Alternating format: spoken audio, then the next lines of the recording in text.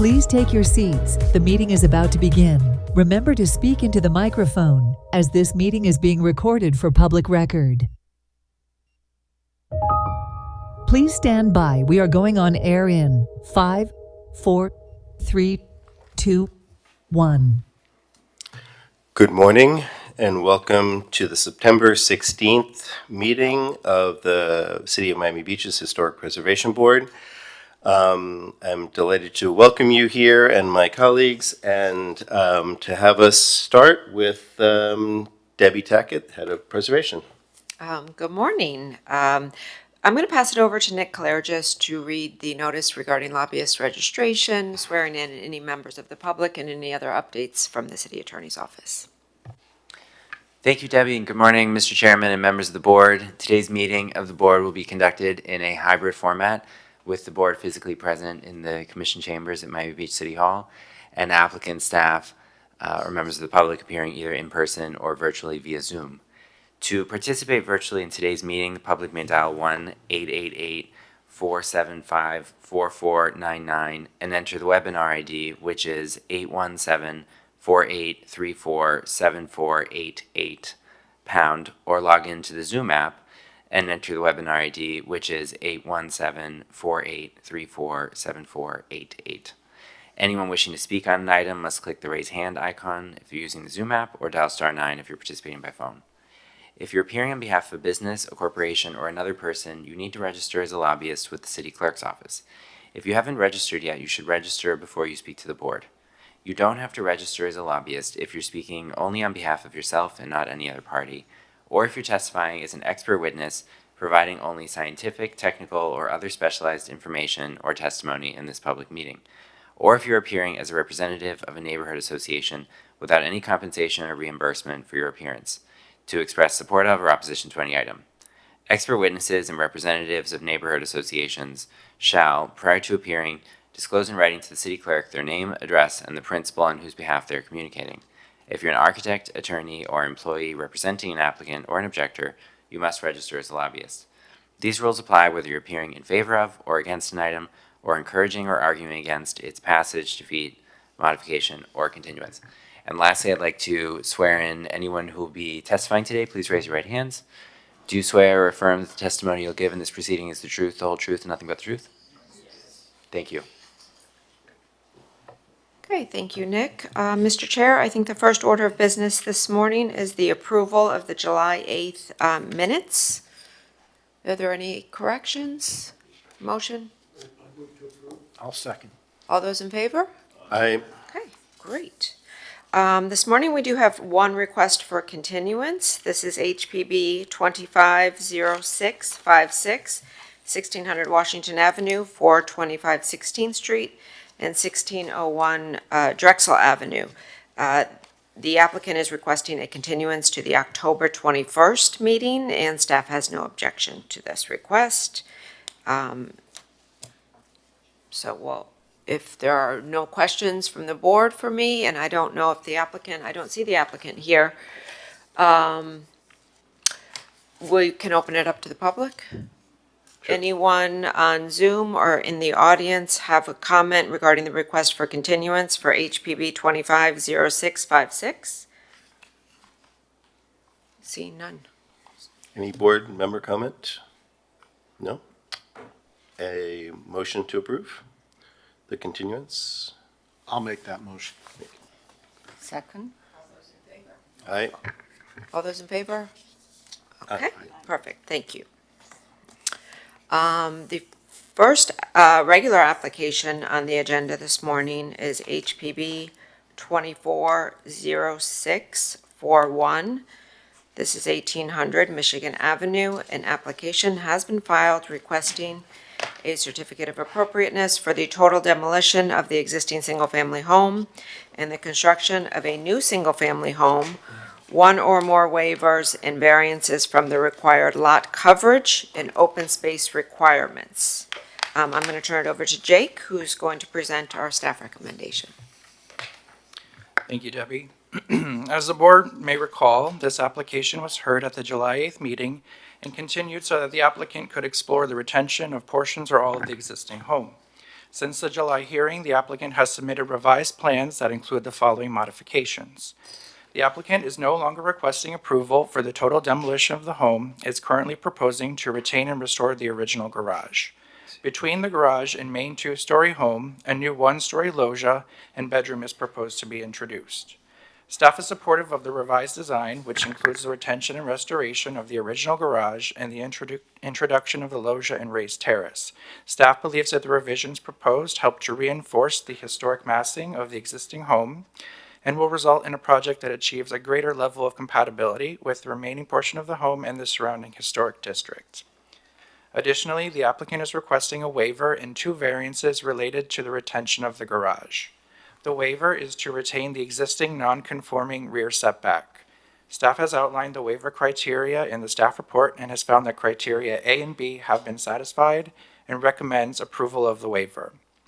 The first variance is to exceed by 6.1% the maximum permitted lot coverage of 30% in order to provide a lot coverage of 36.1%. While garages can typically be excluded from lot coverage, in this instance, the configuration of the existing garage to be retained does not meet the exclusion criteria and does count as lot coverage. The second variance is to reduce by 18.25% the minimum required rear yard open space of 70% in order to provide a rear yard open space of 51.75%. Due to the retention of the existing garage and new driveway, the project does not comply with this requirement. Both variance requests are directly related to the retention and restoration of the original garage and result in practical difficulties warranting the granting of the variances. Finally, staff would note that there have been several code violations issued for the subject property and has included a condition in the order that would require the property owner to comply with the fencing requirements for vacant properties within 120 days of approval of this application. With that, staff recommends approval and is available for any questions. Thank you, Jake. Any questions for staff at this point? No? I do. Yes, please, No, Elizabeth, go The ahead. question is regarding an email that we got, I think it was this morning, from Mr. John Courtney, and I just want to understand if there was any merit on what he's saying in the email. I did not see that email till early this morning, and I haven't been able, I didn't verify or go through the Okay. comment. Since timing was of the essence, I forwarded it to all the board members Right. as he requested. He sent the email yesterday evening, and so I haven't really gone through it. Okay, so if we should, I mean, the fact that we're, it doesn't matter because we're. Mr. continuing, Courtney so is whatever he's present saying, we- today, Oh, okay, perfect. so Okay. if he testifies during the public comment portion, I think he can address Okay, any all of right. your questions. Thank you. You're welcome. We haven't seen that email, though. We weren't copied. So is there any way we can have that forwarded to us so we can look Yes, at I it? will do that right now. Thank you. Apologize. No problem. Thank you very much. Okay, no questions. Good morning. Good morning, Mr. Chairman, board member, staff. Michael Larkin, 200 South Biscayne Boulevard, here to represent the applicant. With me today is our project architect, Jennifer Makani Galloso, our structural engineer, Yusuf Hakim, Anthony and Lewis are the co-trustees, and my colleagues, Mickey Marrero and Rob Alvarez. So pull up the presentation. Next page. Next page. So we're here requesting a COA for substantial demolition of the existing single-family home, the retention of the existing garage, and the construction of a new single-family home. As Jake was describing, the application also includes a waiver and 2 variances related to the retention of the garage. We are pleased to have staff support and favorable recommendation for this application. We agree with all the conditions set forth in the draft order. Next slide. This is at the northwest corner of 18th Street and Michigan Avenue, south of the Collins Canal, which is across from Publix. We came before the planning board in November for a lot split so that these 4 lots could proceed as individual building sites. Next slide. Pursuant to the lot split, we came before this board in December for certificates of appropriateness for the abutting properties to the north. Here are the renderings. You can see the one on the left is the one that mid-block. The one on the right is, of course, on the Collins Canal. Next slide. So not to belabor all the issues we raised at the July hearing, we talked about flooding, how flooding is connected with sea level rise. It's a terrible issue in this neighborhood, and it's just going to get worse as we go forward into the future. Next slide. We also discussed how the home is in terrible shape. Every home is different. This one is a case example of probably poorly constructed in the beginning and then not maintained well in the intervening decades between then and today. Next slide. You asked us to look into lifting the home, and I wanted to again point out to you all the challenges. Well, at 22 Star Island, there was no challenge. The property is significant. Stuart Miller is a person of means, and he was able to do it based on the size of the property and pushing the home to the side. This is a picture of my brother's neighborhood in Norfolk, Virginia, where, as you can see, it could be done if there's sufficient crawl space without demolition to the home, but it leads to a jarring end result. Next slide. And as a reminder, for this home to be lifted, it has to go up to the finished floor elevation must be at 10 NGVD, which is base flood elevation plus 2 feet of freeboard, which is the current building requirement for where the slab must be elevated to. Next slide. I'm going to let Yusuf describe to you all, because we looked at it pursuant to your instruction. We looked at if this home could be lifted, what would have to be done to the home in order to make it secure as much as we can, because we still think there's a substantial risk that it'll collapse upon lifting, but we did look at it. I'm going to have Yusuf address these next 3 to 4 slides. Good morning. Yusuf Hashim, 99 Northwest 27th Avenue. As Michael said, the red line that you see on the elevations of the house is the line that where we have to cut and disconnect the house from the foundations, so we'll be able to lift it. And then because the material of the house, concrete-wise, the compression strength is very low. The carbonation has gone through the concrete, so we're not very confident that the house can hold the stress during the lifting. So we have to come in and reinforce the masonry walls at 32 inches on center. We have to saw cut the wall, insert the number 5 rebar, and infill the cells, which has to be done anyways because we need to bring the house to today's code if we are to go through this process. So the red lines represent the saw cutting of the walls and the insertion of the rebars and then the infilling of the cells. That being done, then we have to open up openings, like about 2 foot by 2 foot openings every 5 feet on the north and the south elevations of the house, so we can insert steel beams going across the whole house in order to put in hydraulic jacks on either side and then lift the house. And this slide kind of depicts, you see the squares now, they're higher. This is when the house gets lifted to the proper elevation, where you have a finished floor elevation of 10 NGVD inside the house. Thank you, Yusuf. I appreciate it. So that was what you all asked us to do, is explore the lifting of the home and what has to be done to the home in order to make it secure so it could possibly be lifted. I attended a lecture that Deborah Burt gave more than a few months ago at the annex to the Betsy Hotel. And Deborah Burke is the dean of the Yale School of Architecture, and she's also a really progressive voice in the preservation field now. And I read her book now a couple of times. It's called Transform, Promising Places, Second Chance in the Architecture of Transformational Change.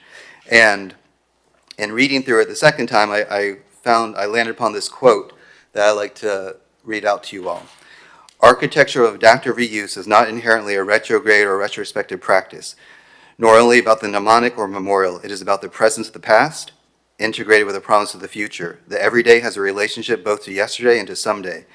Lately, I've been thinking about an architecture of the greater good, built work that is conscious of its upstream and downstream tributaries at a personal and planetary scale. The work of repurposing, remaking, repairing, and reusing is all part of such architecture of the greater good.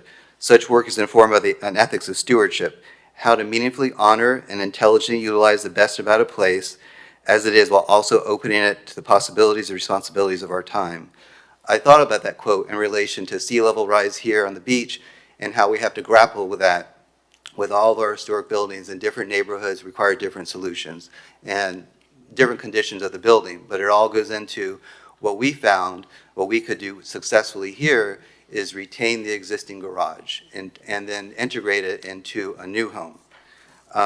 That's a partial preservation, but it's worked before in the beach in different ways and different scales. Next slide, please.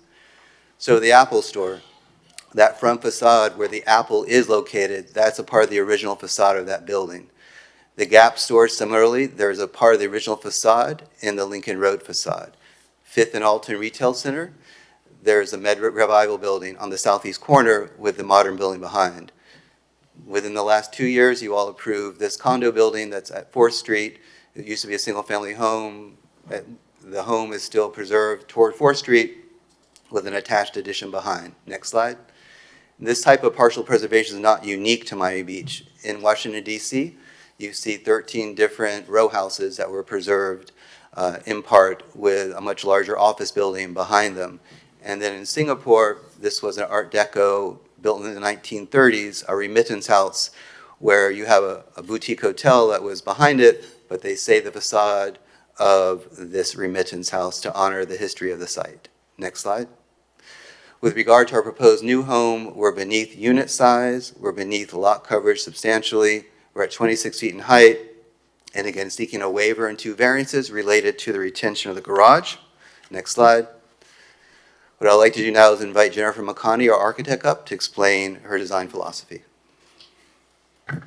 Hi, good morning. Jennifer McConney, Studio MCG Architecture, 230 Northeast 97th Street, Miami Shores.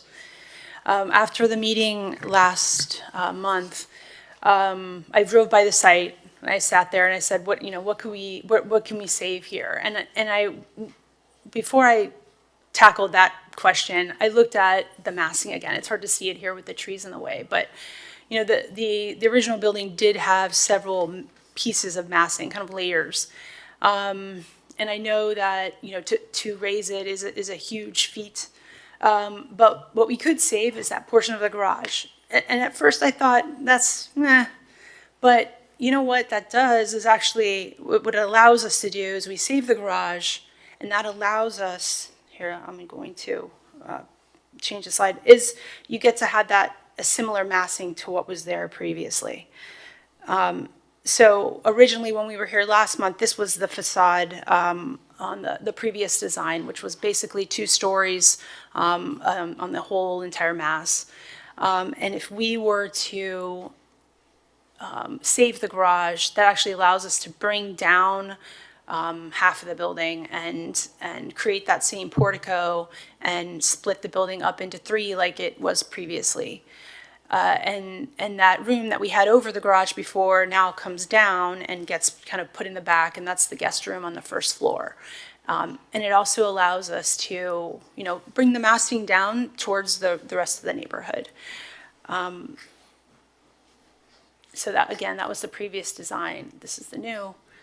And then this was the previous floor plan, which had the garage right next to the 2nd story. And then now what we've been able to do is kind of elongate How much more time would you? About 5 minutes or less. Yeah, We got 5 I more don't need minutes. much time. Thank you. We were able to elongate the facade, introduce the portico. And then again, this was the previous 2nd floor. We had the kind of the playroom or guest bedroom on top of the garage.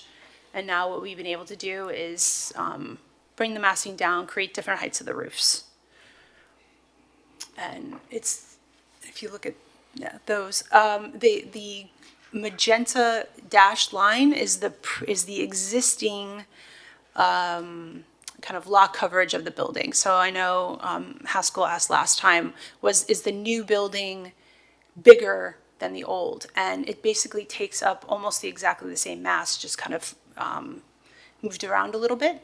But that magenta line that you see is the outline of the existing building. And here's the facade. So we're meeting the floodplain and we're stepping down. And this is the rendering from the corner. If you have any questions, I'm here. Thank you, Mr. Chairman and board members. That concludes our initial presentation. I'd like to reserve time for rebuttal. and answer any questions you all might have right now or during rebuttal. All right, thank you very much. That was a very short 5 minutes, but appreciate that. And I want to know if anybody on the board has questions for the applicant. I do. Okay, Mitch and then Ray. Two questions. Michael, your letter dated July 28th, page 2, refers to an inadvertent building site. Can you elaborate on that? Was this somehow joined without an instrument? Is it open and notorious use by the late owner? What does that mean? So what happens sometimes with the code's lot split regulations is even if you have an improvement that was not permitted, if it crosses a lot line, then it joins together a separately platted lot with the other lots, thus constituting one building site. So what you had here with Ivor, as much as I liked Ivor, he had a way about him to do his own thing. And so he did a lot of improvements here, so much so that multiple improvements crossed the lot lines, stitching together all these lots to be one building site. So when you go, so we had to go in the front of the planning board then to get a lot split order to segregate these lots to make them independent lots again. Okay. All right. The other question pertains to the existing fireplace. It seems like staff alluded to it, and there was some consensus amongst the board to retain that and include that. It might be in the plans, I just didn't see it. Weighted to that, just keep it on the ground floor. Yeah. Yeah. We would have to remove it and, We could, basically you have to saw cut it, take it out, store it, and put it Alright. back, but we'll do that. Work with staff. Yes, sir. Okay. Okay, thank you. Ray? With retaining the garage at the current level, doesn't that mean it's going to flood all the time, like other areas? so garages are allowed to be wet flood proofed.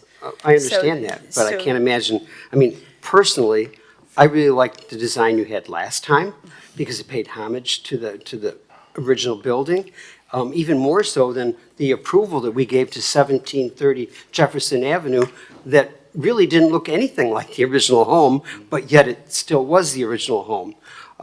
So I grapple with that a little bit. But if you guys are happy with that, I guess I can be happy with Yeah, that. and we're excited about it because there's always, how does the new home connect to the building that's being retained? And it allowed us to go back in time and see how that was done. So now, even though the part of the new home that comes closer to the garage, more closely resembles the existing home. And at least the home itself is going to be on the same plane as the other homes on the same block. Because you've already, I mean, Correct. that's a separate block all by itself. And if you tried to retain the home at its original level, it would have really been flooding all the time, just from the other homes as well. So I commend you for what you've done. Thank you. I've got Elizabeth and then Haskell. Just one quick question. How much of the garage you are preserving? So we are preserving the four walls. The roof probably will have to be rebuilt because it's probably had so much termite damage. But I think on the plans right now, what we're showing is a removal of the roof and a retainage of the walls. So, and the next question is, how much of a historic value or contribution the garage itself has to the whole thing? I think what it does is it's kind of like a catalyst to be able to preserve the massing of the rest of the building. More of, to be able to situate the garage where it is now and keep that allowed us to be able to kind of recreate that archway portico and the garage and matching up to the two-story building. So it's kind of tied together. Of course, so the merit of the garage is just like a geometric, volumetric value, not in like an architectural value per se, like the design or the construction techniques that will preserve the history of the space. That's not the point. I think it's both points, but I would love to say it's the historic value of the garage, but I really think that garage is just really tied to the whole massing of the building. So I think it's both of those. And if you look at Debbie's conditions that she drafted, she's pushing us to even be more authentic in the retention of the garage, and we're happy to do all of that, what she's suggesting as her conditions. All right, thanks. Thank you. Haskell, do you have a question? Quick question for Jennifer. Hi, good morning. I like the design. Is there any way to introduce a window at the second level on the western elevation?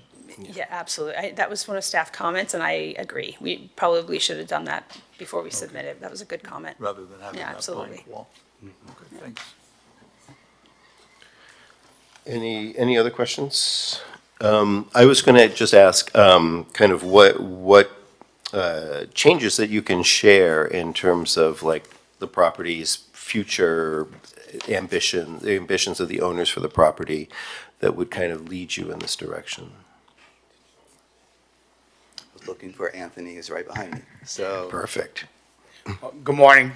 Once again, thank all of you for the time that you're putting into this. So I'm Anthony Asset, I'm the co-trustee. Our goal is to package these properties and sell them off to a developer.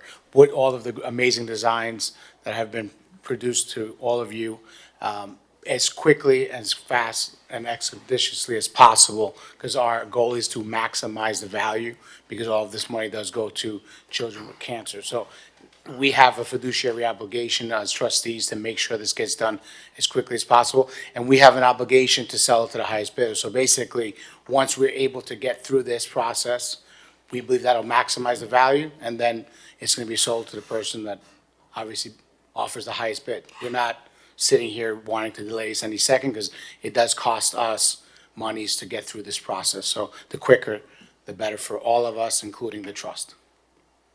Okay, thank you. Any questions, Ray? So you're going to sell this as a package deal? We want to sell it to maximize the value. And if that's the way we can maximize the value, which is our understanding, that's what we'll do. But if somebody comes in and says, I love this property, I'm going to give you $4 million for it, sold. I mean, we want to maximize the value. So you haven't attempted to sell the other properties right now? So right now, we've softly attempted it, but everyone's coming back with what is happening with this property. Because they have actually given us offers that take a very significant discount because of the fact that there was a issue with the historical issue of not being able to demolish this.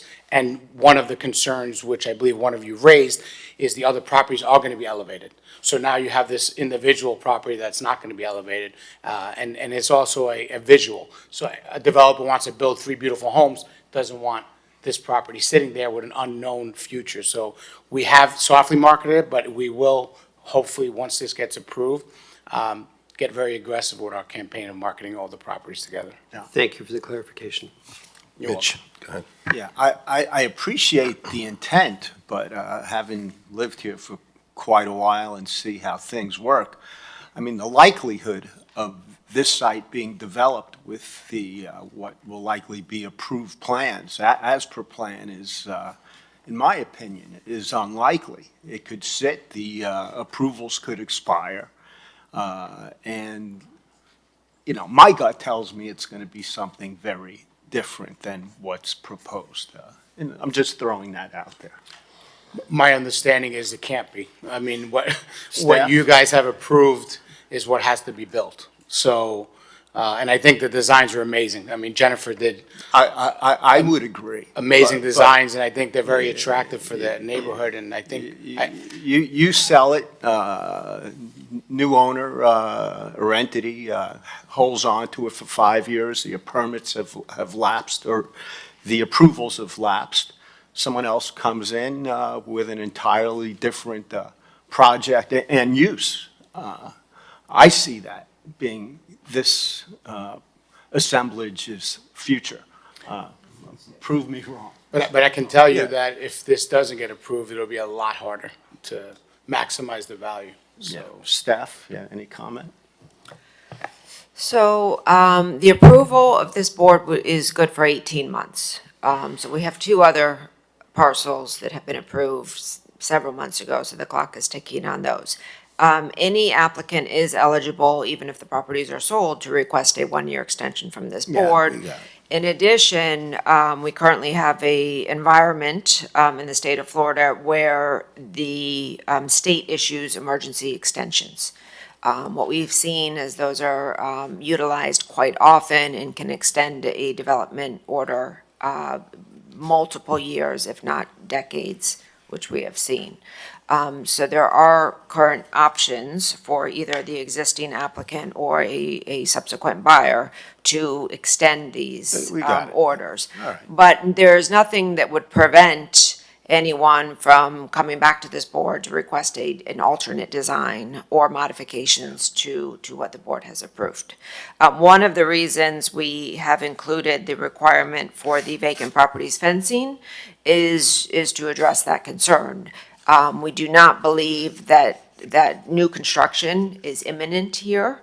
And therefore, we would like the applicant to comply with the current requirements for all vacant properties within the city, which would be to construct a metal picket fence around the site. What about adding park-like green space? If nothing's going to be, in the likelihood, nothing's going to. Well, the home, this planning would these not be sites. able to approve the demolition of the home until a full building permit has been approved for the new proposed construction. Therefore, we anticipate, just based on our experience, at least 12 months, if not, could be much longer than that, of the existing home being required to be secured, and property maintenance standards are applicable to this property, so landscaping cleaned and secured. But one of the newer regulations that we have throughout the city is that a fence, a picket fence be installed on all sides of the property, which they have done on the vacant parcels. If you've been to the neighborhood recently, you'll see the vacant parcels do have the compliant fencing around them with landscaping. This particular property, for some reason, does not. A violation was issued for not complying with that for this particular property. And we are just asking that be done as expeditiously as possible. And we agree to that condition. Any other questions? Because we'll have further chance to discuss this. Okay, Just questions for going the back to applicant? what Debbie said. So if they get this approved today, let's say they go ahead and get the building permit. So once the building permit is approved, they can demolish the existing structures. And let's say it sits there until that building permit expires. What happens next? If the building permit expires and we're left with a vacant lot, that means it's likely that the Historic Preservation Board order has also expired. So any future development on that site would require a new application to this board, which would include both the proposed new construction as well as the after the fact, or it would not be an after the fact, but the demolition would also be included in that. Okay, Right. so Once they- a building permit issues, the HPB order is subsumed within the building permit, and the HPB order remains valid as long as the building permit is valid. To the extent that the building permit expires, the underlying HPB order is also voided. So you all then would regain jurisdiction over this property, and we'd have to come back to you for any design. Yeah, so even though at that point the lot will be vacant, there won't be any historic structure in that lot, it still goes back to step one and they have to come back here. Correct. It might even extend to the lot split order as well. I don't want to go too far and say that, but it certainly extends to the HPB order. Okay, all right. I think that will clarify a lot of issues for a lot of people that may have issues with developing a project.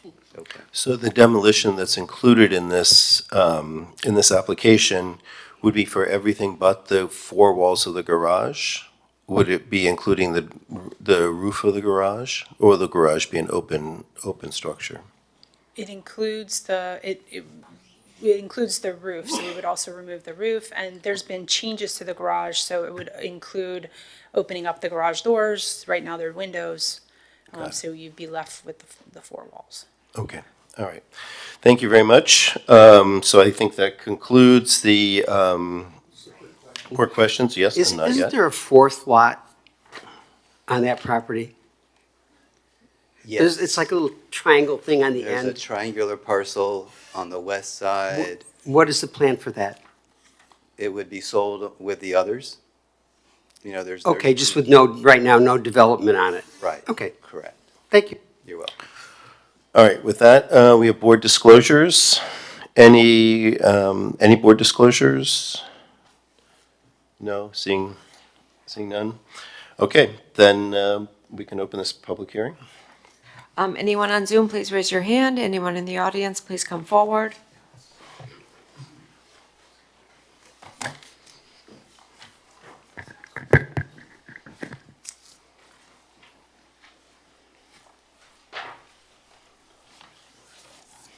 Good morning. Morning. My name is John Courtney. I live at 1026 18th Street, which is across the street from the property in question. I want to make one correction to the discussion we were just having, which is that it does not need to immediately come back to the HPB before something happens here. It could go to another land use board and then come to the HPB. So they could go to the planning board, get a special zoning overlay, essentially nullify any possibility of single-family homes, or maybe an entirely different layout instead of single-family homes. Then it would come to this board, and you all would purely judge whether it's a fit for the neighborhood. But it could be 6 homes, maybe it's townhomes, but they could get approval for something entirely different before it returns to this board. So I think that's just something important to clarify. So it's not necessarily that you would have to only see a single-family home. Lindsay seems to think I'm wrong, but we can discuss that. Because that was their original plan, was to bring this to the planning board and to have 6 lots instead of 4, in which case you would have seen something entirely different, and we wouldn't necessarily be discussing individual homes on the lots that exist today. So just something to think about. Another thing I want to talk about is that this is something very unique, right? I don't think we see this very often. It's very rare that the applicant is open about the fact that they have zero intention to build, right? And I think one of the things that you all have been tasked with doing in deciding whether we should grant a certificate of appropriateness for demolition is wondering whether what will replace this in part or in whole justifies the demolition of the historic property. And if we have this beautiful drawing, I would love to be the neighbor to that property. But if we're all openly admitting that that is not going to be built, that there is zero intention to be built, it's not a plan anymore, right? The code requires plans. This is just an exercise in beautiful architectural drawings that is essentially not tied to any meaningful plans to build. And so I think not only is it troubling, I think it's also a violation of our code, which requires that this board sees what is intended to be built on the property. So it's probably a gray violation, but it's close, I would say, right? So I think we should all just think about that. I want to just reserve the rest of my time because, and this is a little bit not directly related, but I think it's important because Ivor and Rita have taken a lot of fire in this process, and I've frankly disgusted by that, right? Ivor and Rita are my neighbors, and they loved these properties, and they lived in these properties, and they maintained these properties, and they had every single unit rented in these properties, right? Dina Stewart and the Stewart lived in these properties. Reggie Pearson lived in these properties, right? Great, staples of our community. They were full, they were lively, they were vibrant, they were not luxurious, right? They were affordable housing. But all of the problems, may I just have a minute? 1 minute, yeah. Thank you. All of the problems that we've seen arose after Rita's death. In Dina's email to this board, she made it clear that Rita was actively patching the roof the day she died. She had that project going. That project stopped as soon as she died and as soon as Ivor became incapacitated. All of the issues that we've continued to see are the result of not spending any money on maintenance. Dina's pipes burst. They refused to fix it. They told her, fix it yourself or get out of these properties. Meanwhile, Mr. Aceda is saying that he had spent hundreds of thousands of dollars on this speculative attempt to get land use entitlements that he intends to flip. Hundreds of thousands, not his dollars, of Ivor and Rita's dollars. And he has spent none of it on preserving the home. It is very upsetting to me to see them treated that way in the public, and I think it's important that we all recognize that while they were not maintaining these, they were doing illegal additions, they were not creating luxury properties, but they loved these properties, they took care of them, and all the blight that we're seeing today is not the result of their actions, but is the result of the actions since her death. Thank you. Thank you very much.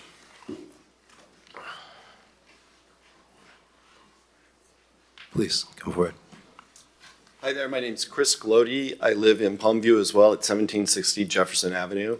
So I'm a relatively new resident in Miami Beach here. It's less than 10 years, but I'm a pretty new owner of a historic property. Mine was actually built before this property. And I'm trying to learn the rules of living in a historic neighborhood.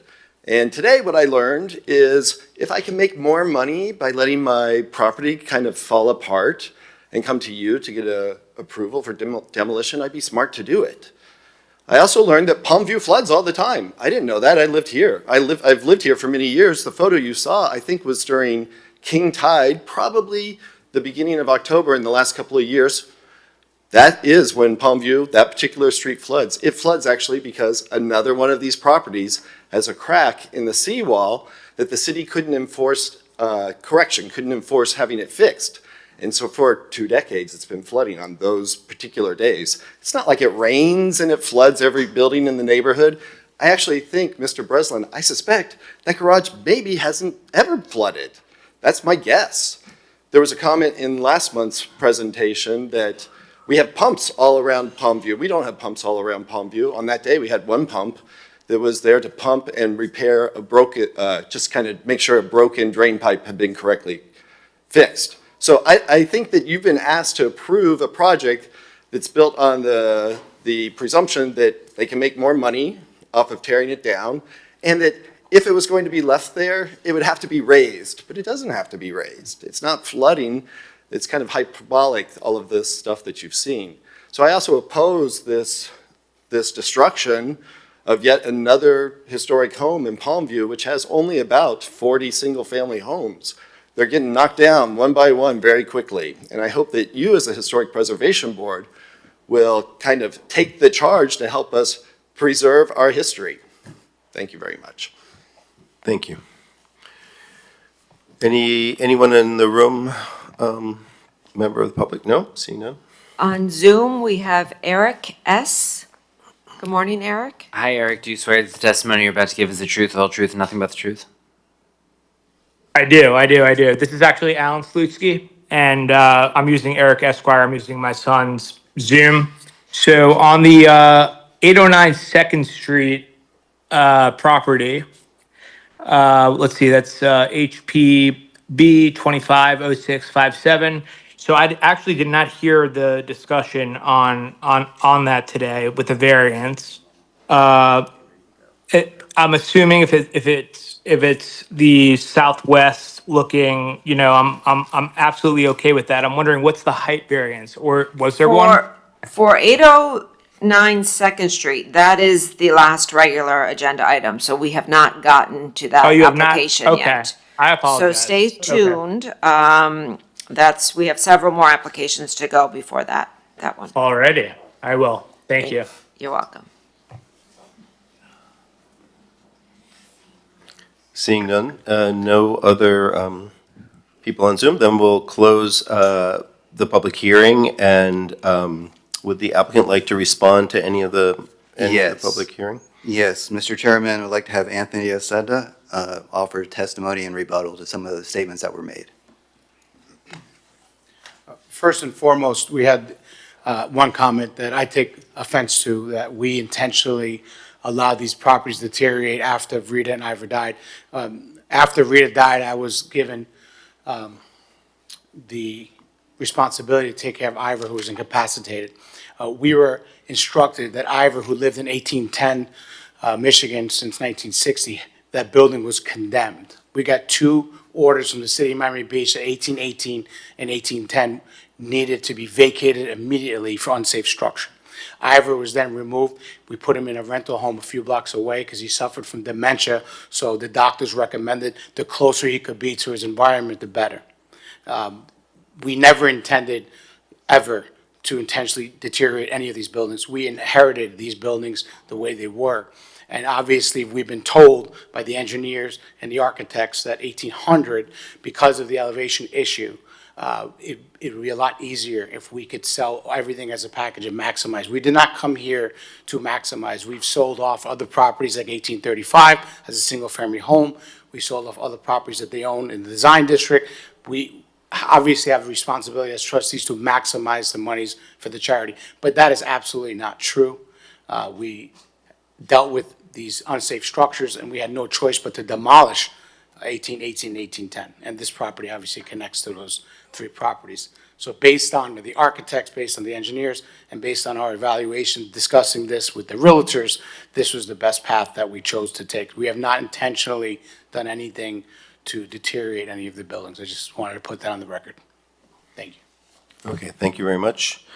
All right, with that, we'll close the public hearing component, and you can, I think we'll just be talking among ourselves, unless there are questions for the applicant. Okay.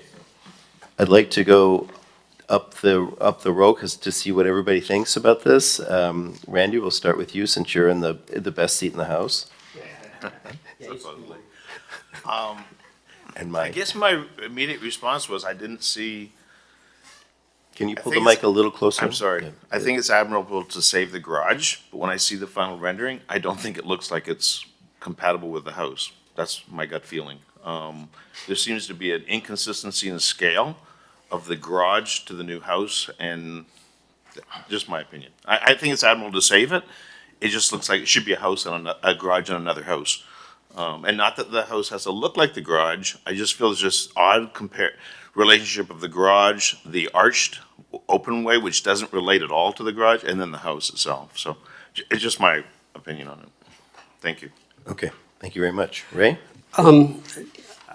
What I had heard about these properties from ages ago was that the original owners were planning to build townhouses there, very much like the property right next door. And then it became the Palm View Historic Neighborhood, and they got their legs cut off. So they were never able to build what they wanted to build, and that's fine. But they also, in my opinion, didn't properly maintain the properties themselves. I see additions added on. When you go down Dade Boulevard, there was all these structures that were added on. We go, this was never permitted, and the city never went back and fined them for that. I mean, it was very obvious that they were there. So for the comments that said, that this was all left to rack and ruin after they died, in my opinion, is absolutely incorrect. Okay, thank you, Ray. Haskell. A couple of thoughts, observations. I've passed by the site a number of times, and it seems to be elevated to the gentleman's point, who lives in the area that the house is never flooded. On the flip side, the house, the numbers that have come in from the structural report are abysmal, and how much longer is that house going to last? But I think there's something more important than that. I mean, I like the design. I think it's, it works well with the neighborhood. But to me, the bigger concern is, how do we ensure, and is it within our right or our purview to ensure that no townhomes are built, and what we see in front of us is built in the future, whether they sell it or not, or something very similar to it. But no townhomes, no partitioning the property into 6 lots or more. That I would never support. And as such, if we don't have that right to enforce that, then I would not support demolition of this building. So. Mitch, thank you. I just would like to mention, I have to agree with Ray, these properties and others that haven't been mentioned that were on the site. I know in 2003, I served on Mayor Dermer's blue ribbon panel on the structural integrity of buildings, and one of the buildings on the site, which no longer exists, was one of our studies at the time. So yes, I would agree. These properties have been neglected for decades. And as for Haskell's comments, I don't know if what you reference is even in our purview. I guess we'll have to discuss that, if language such as that could be added to a final order. Yes? Well, Okay, I think sorry. two Go ahead. things. I think I'd like staff to weigh in on, I know this is an RS4 district. I don't believe townhomes are allowed here. The board's purview when you're reviewing an individual application is to rule on that application under the criteria. So, and, you know, whichever way you land, your decision has to be made based on the board's review criteria. You cannot make a decision on an application based on speculation about a possible code change in the future. As it stands right now, this is a residential single-family district. And you know, Debbie can speak to the uses, but I'm fairly certain that the only use allowed here would be a single-family home. And I can just confirm that the only main permitted use for this district is a detached individual single-family home per property. The Palmview neighborhood also, as an accessory use, allows an accessory dwelling unit, a small, I believe it's a maximum of 600 square feet. So this area would allow that, but not any type of multifamily property or townhome or duplex or triplex. Now, isn't there an existing, I recall in the early 2000s, a building was built, I believe across the street, that's a few stories high, that has townhomes, multiple. There are multifamily buildings in the neighborhood that were constructed, I think was 1998 when the zoning changed in this particular neighborhood. So prior to that, if someone had received an approval, they could continue with the construction of multifamily buildings. But then this area was downzoned for single family, making those existing multifamily buildings legally non-conforming. Gotcha. Elizabeth? Okay, Lindsay. I just wanted to see if we can get staff's input on some of the testimony given by the public commentary as to previous approvals sought. So this, so we've had, this is the third application and to the Historic Preservation Board. There was also an application to the Planning Board for the lot split. There has not been any applications for anything different. Staff, very early on, in the transfer to the trustee, staff did have an initial meeting to discuss other possible options. The only other option that was, again, very initially discussed was potentially creating 6 lots for single-family home development. Staff had expressed some concerns about creating 6 lots within the 4 platted lots. And we expressed our concern at that point. Several months later, the applicant came back to us with the application for the lot split to go back to the individual platted lots, which are 4, and to discuss individually submitting Historic Preservation Board applications. That's all the information I have. I may have not been privy to other conversations, but that's my entire recollection of the process. Go ahead, Lindsay. Lindsay, did you have more? Yeah, I do. comments? And so, I don't know, I kind of want to discuss, and Mitch was kind of hinting towards this, I don't know which way he's going, but let's say hypothetically, this board decides not to approve this. What do we propose instead? Like, what would we expect to come out of this? That's kind of the struggle that I'm having, right? So, because Mitch ran through this whole series of information about they get this approval and then they sell the property and that person goes and get a building permit or somebody gets a building permit and that building permit exists for, what's the timeline again? 18 months? 18 months, could be extended, but let's just say 18 months, right? They get extended for a year because they're under, and then it expires on its terms, regardless, no more extensions. I understand that means that the building would have likely have been demolished and they would then have to come back before us. But if we don't do that, then what?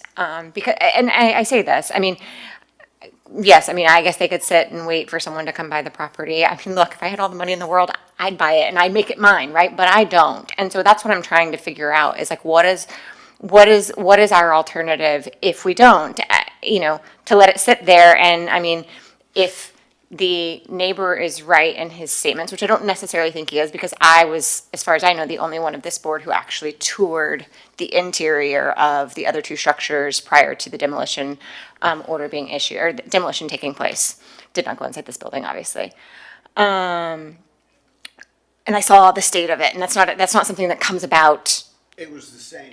Yeah, It was the same 25 years ago, and I was in all I want to construction. say is it's not something that comes about in a year or two, is Yeah, where I was going with that. But, you know, and I lost my train of thought here, but I really what it boils down to is if this expires, or if they don't, right? And if they're letting this be demolished by neglect, which I think is kind of what the allegation is coming from the public, is that not what then would happen to this property and we would be back here again? I mean, I think that what has been proposed, they've been to us a couple of times, what has been proposed, I can't remember who said they didn't like the change in the garage. I actually appreciate it because I do think it is a nod to that stepping of the building. And you've got the 2-story versus the 1-story and then the step down. So I like the way that they've adjusted that, and it doesn't seem so imposing looking at you, this big mass of 2 stories, looking at me as I thought the last building did. So I like the adjustment. I appreciate the accommodations that have been made. And in the back of my mind, that's what I always think about. So it's somewhat of a hypothetical or a rhetorical question, but if anybody wants to speak to it, that's what I'm struggling with, right? Is if this isn't approved, then what? Okay. Can we get Elizabeth's comments? Because that's a good place to kind of think about. Thank you. But it may not be our ultimate, like, it may not be our what we are within our what we use to evaluate our evaluation criteria. But yeah, I think it's a great question. You know, thank you for voicing on those concerns, because I think that's where, in a way, we are all stuck at. And the other thing that occurs to me is that we shouldn't make one wrong correct another wrong, because then it's 2 wrongs. So that's the other thing that bothers me on what we decide to do here. Yeah, so I'm just adding more questions to our conversation. Okay. All right. Well, yeah, I think there's just this is just an incredibly complex site. You know, in the many years that I've been doing this, it's fewer than Mitch, but still, I find the complexities to be daunting and loud. And I think that as a board, we listen to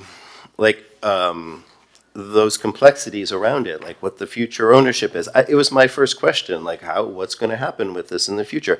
That's not, and I think I was not right in this role to be asking that question. If I were a neighbor, I'd be absolutely right to be asking that question. But as in our role, I think we have to really understand what our purview is, as Nick kind of outlined it, and what we have before us. We kind of have to put blinders on and be very professional and use the professional guidance of our staff, because they are legally they are our professionals. They are our experts in this area of historic preservation policy, this particular application. They've thoroughly gone over this each time, and I was impressed by the amount of effort that they put into the order. And, it's kind of gut-wrenching, because as humans, we do tend to think in ecosystems and think about all the possibilities of what could happen and what how it got to this place. So what was the past, where it's going to go. So what will the future be? What happens if we demolish, if we allow for the demolition? The demolition won't come back before this board. It will be approved. If this is approved, it will be approved here.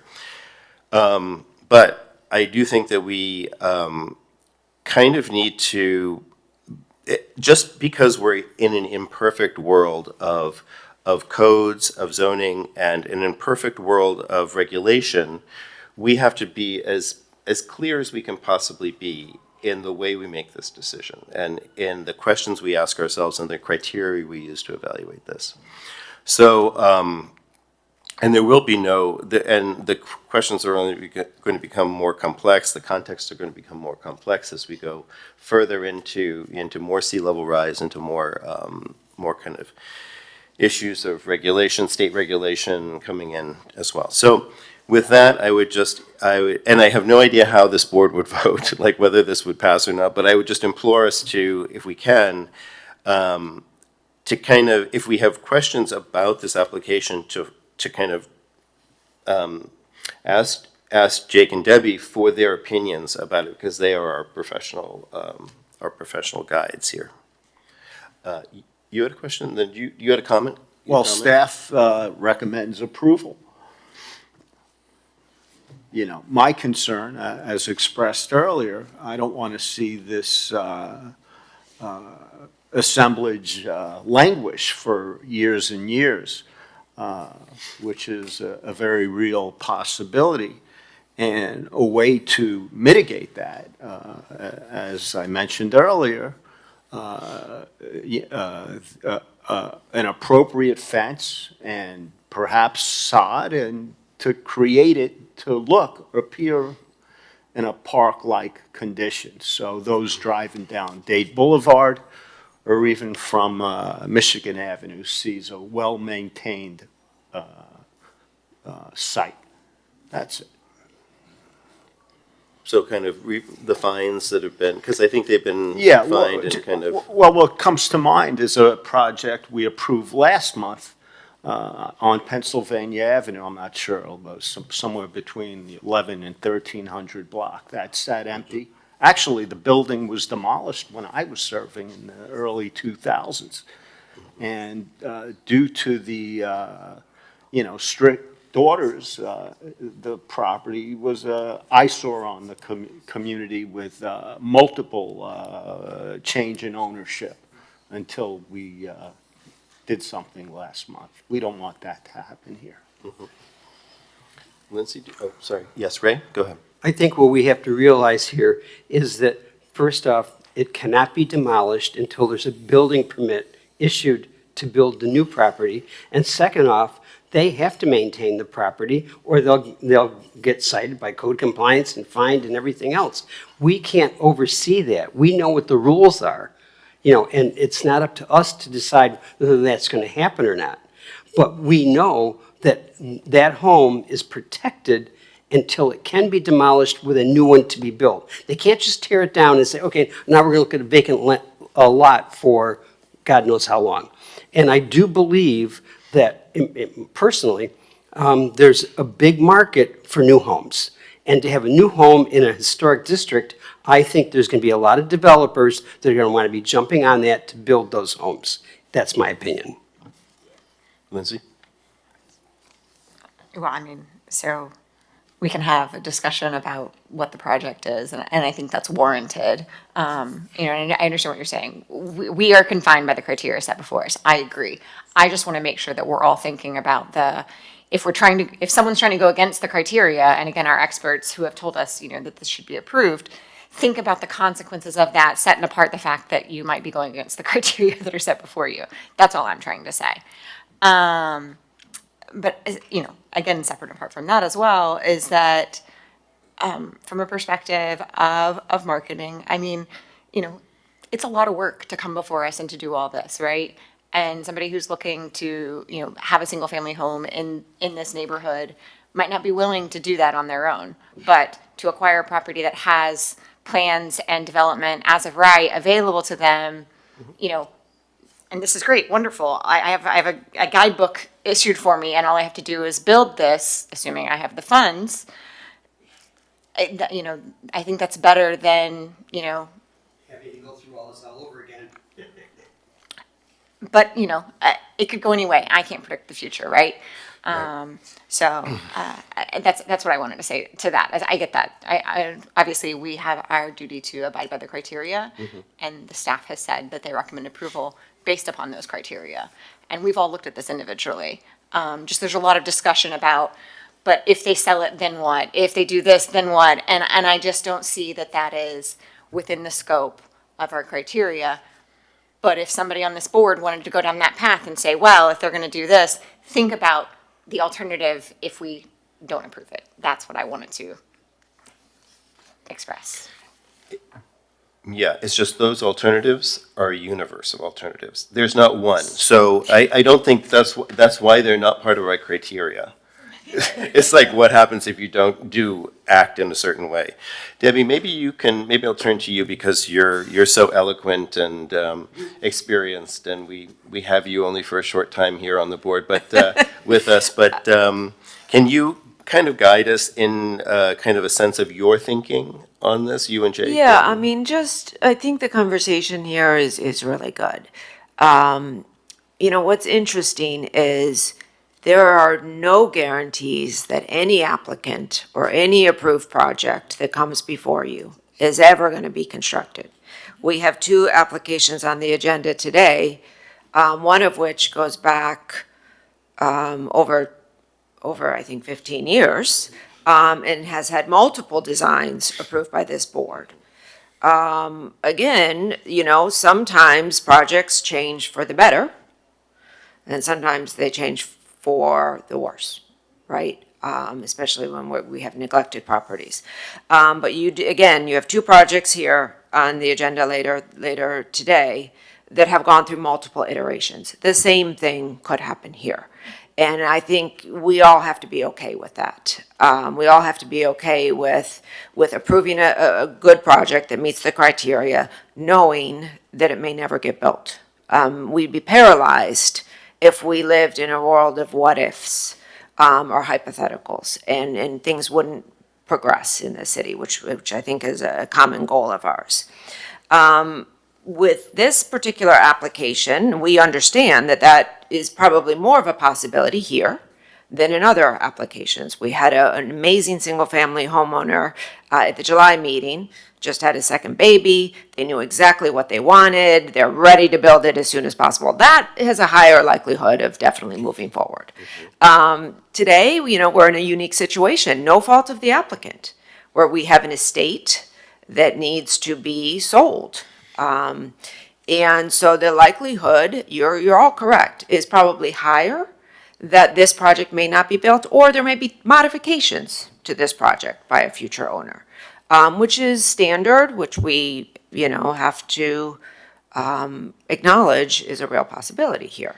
Notwithstanding that, we've been working with Jennifer, and I really appreciate all of her attention to this particular application, and the team, to really drill down, can we save some authenticity to this property? That was very important to us. And I think Jake and I went through a similar process that Jennifer went through. At first, I think the initial concept was maybe that bar structure, which is more indicative of the house, the living quarters. When we first talked with them about the garage, it took me a little bit to get used to it, right? Because I'm thinking the garage is a utilitarian structure. I was almost thinking about the hierarchy of uses. I think that's, where I was going. So we kind of pushed back on the team a little bit. The more we thought about it, the more I think it was significant, right? Because it is the scale and it is the breaking down of the massing. It's also saving original material, which goes to the authenticity of the district.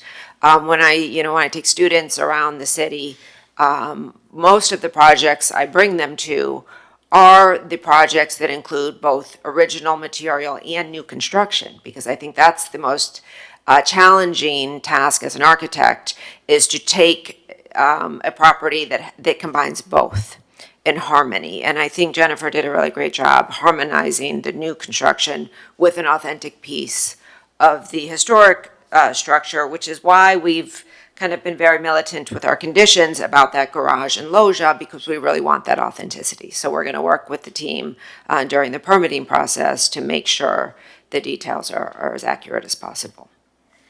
Thank you. That was super helpful. I have one other question for you. Just logistically, the board will have two two votes. Will it just be two, one for the variances and one for the certificate of The appropriateness? certificate of appropriateness also includes the waiver, and then a separate vote for the variances. And with the waiver, is that a 4/7 or is 5? It's a 5 Five. because of the demolition request. So Okay. both votes are required to be 5/7 approval.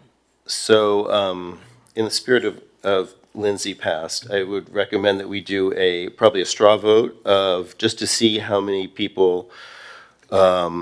would approve the certificate of appropriateness and the variances, just a straw poll to see if we get to 5. If not, we can, figure that out. Lindsay, do you want to start? Do you want them one at a time? What? Do you want them one at a time? We need both to be 5. I'm a yes on both. You're a yes on both? Okay. Elizabeth? Okay, so we got 2. Yes. Mitch? Okay. Okay. Okay, all right. I make a motion. Make it now. Before you make it, can I make Yeah. just a No, comment? please make a comment, Quick yes. comment. No, a quick comment regarding, since you are preserving the garage. Oh, sorry. Yeah. Since we are preserving the garage at the existing level and the discussion about potential flooding, maybe not today, but in the future, chances are there will be flooding. I would highly recommend that as you reinforce the garage, reinforce in such a way that in the future, if you have to raise the roof and raise the finished floor elevation of the garage, you can do that. So Yes. just thinking about building resilience into the future, so we won't have the next owner coming here and say, can I demolish the only historic piece that was left in this project? So is that an amendment to the motion, to a potential motion? Yes. We accept that. Okay. Put as one of the conditions for the approval like we have. Yeah, the other ones. okay, I just wanted to make sure that that was, yes, is there somebody? Yes, Yeah. Mitch, sorry. Also include language to retain the existing fireplace and incorporate. Yeah. Yeah, we into agreed to that structure. earlier. And if it's going to be a real fireplace, perhaps consider replicating the existing chimney, which is architecturally significant. It has some relief, I've heard it termed as dental relief along the top. So that might be something to consider and Sure. work with staff. That's fine. Okay, Haskell, did you have something you wanted to add? The addition of a window on the western Yeah, elevation. that's in the order already. Okay, so let's first do the certificate of appropriateness I move. order. Motion to move, okay, move, I'll second. second. Okay, and let me, if you don't mind, if I could just read the conditions that I heard. The first condition was that the garage shall be restored in a manner that can be adapted to future elevation raising or to future adaptation for raising the finished floor level. Okay, and then the second condition is that the applicant agrees to retain the existing fireplace to be reintroduced within the new construction. Yes, And chimney, there's a and chimney. consider Pieces of the chimney, maybe not the whole chimney, obviously. Okay, and the chimney. recreating chimney of There the are chimney same. details you Yeah, were yeah. interested in. That's Yes. already in our That's in there, that's in recommendation. there. So the two additional conditions are the adaptation of the garage for future raising and the fireplace Okay, and chimney. we have a motion and a second. Do you want to count it down? Let me call the roll. Mr. Hollingworth. Yes. Ms. Camargo. Yes. Mr. Meyer. Yes. Mr. Novick. Yay. Ms. Lovell. Yes. Mr. Stewart. Yes. Mr. Breslin. Yes. Okay, that's for the certificate of appropriateness, which includes the waiver. Right. And then we will need a second motion for the variances. I'll move it. Second, I'll second it. okay, great. Mr. Breslin, Yes. Ms. Camargo, Yes. Mr. Meyer, Yes. Ms. Lovell, Yes. Mr. Novick. Yes. Mr. Stewart, Yes. Mr. Mr. Hollingworth, thank you. Yes. Okay. Great. Thank you all for your time. Much appreciated. Good luck. Thank you.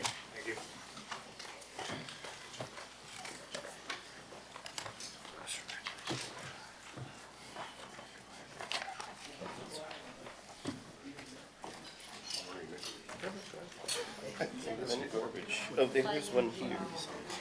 Oh, they've got two. Let me see if I can pull this one between us. There we go.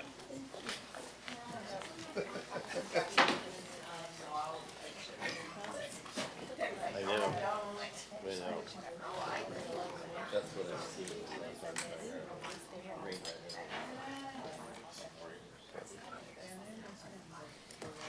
If I were a resident, I'd be thinking about that.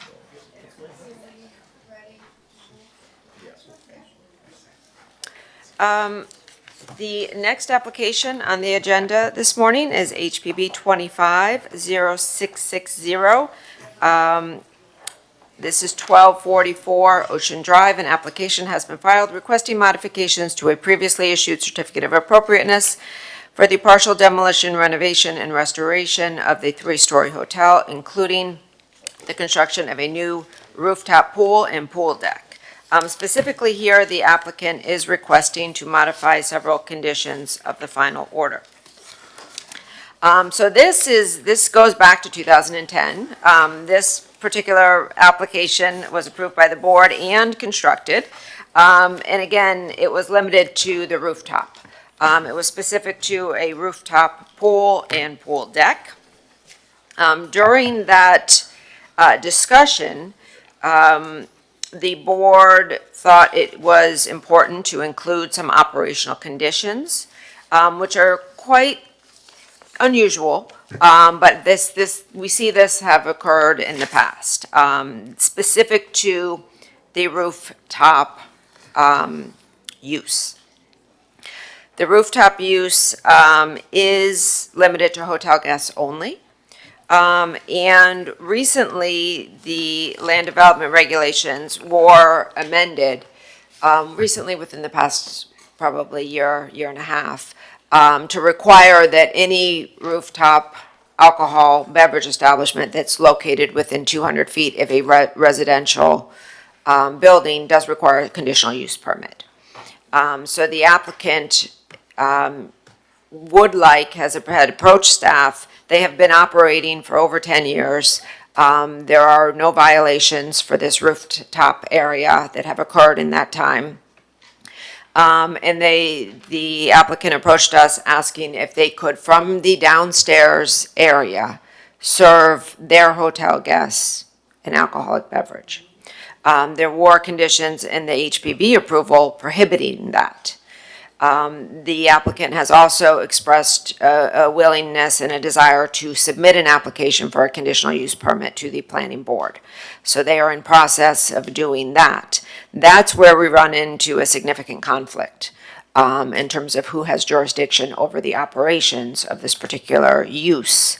In the planning department's position is that the planning board has jurisdiction over the rooftop usage here. And we would support the applicant's requested modifications to the conditions. And we have also made a note that should the planning board require more restrictive conditions or more liberalized conditions, that is the order that has jurisdiction, not this board. You cannot have two land use boards maintaining jurisdiction over the same operational conditions without potentially running into some serious conflicts and potential challenges to that. Are there any questions for staff about about this applicant? No, about what she just presented? Yes. Go ahead, Mitch. Is there they're also requesting a special event permit possibility? Yeah, and that is, again, something that is commonly discussed and placed into conditional use permit orders by the planning board. So again, staff has no objection to them to this modification for limited special events, but regardless of, of whether special events are authorized or not, we have, unless authorized by the planning board as a conditional use permit. So again, we don't want to have a condition in the HPB order that says you can't have special events, and then the planning board say, well, you can have 3 special events per year, and have a major conflict in terms of our board orders with code compliance, not knowing which rules, Yeah. in terms of their enforcement. And tell us about, or discuss the noise conditions, the existing condition and what's being proposed. Let me see, the specific noise conditions, I do not believe, let me see, where are the noise conditions? I don't believe there is any,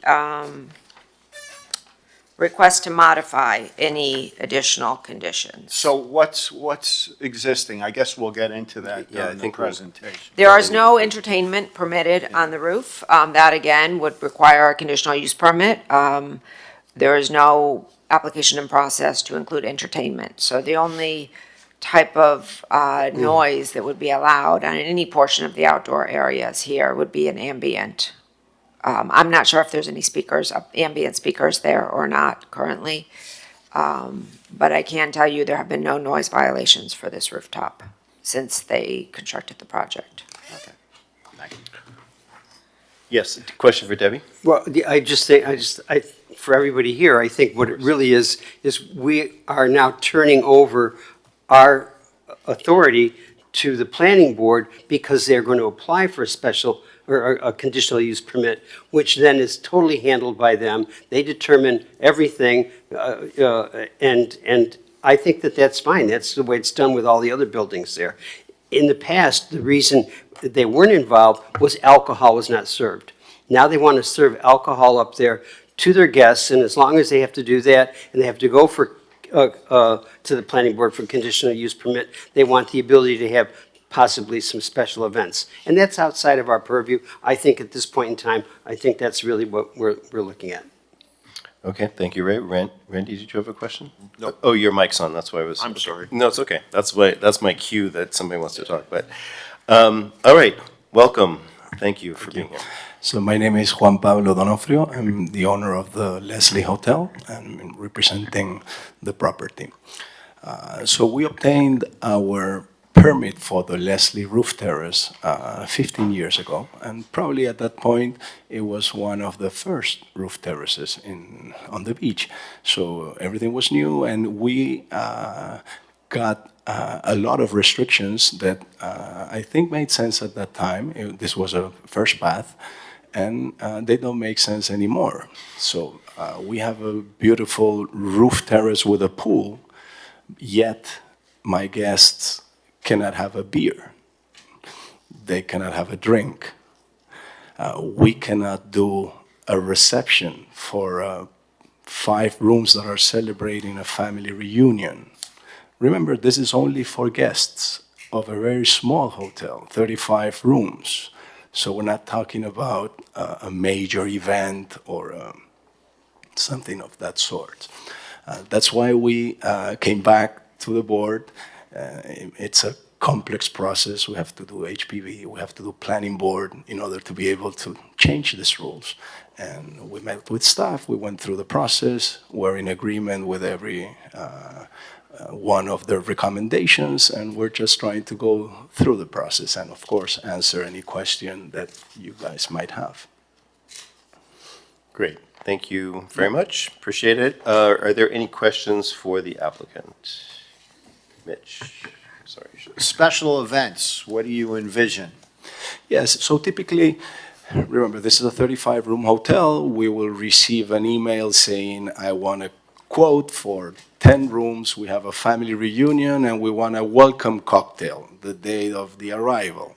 Or we have a brunch on a Sunday, and we want to have a happy hour only for a group.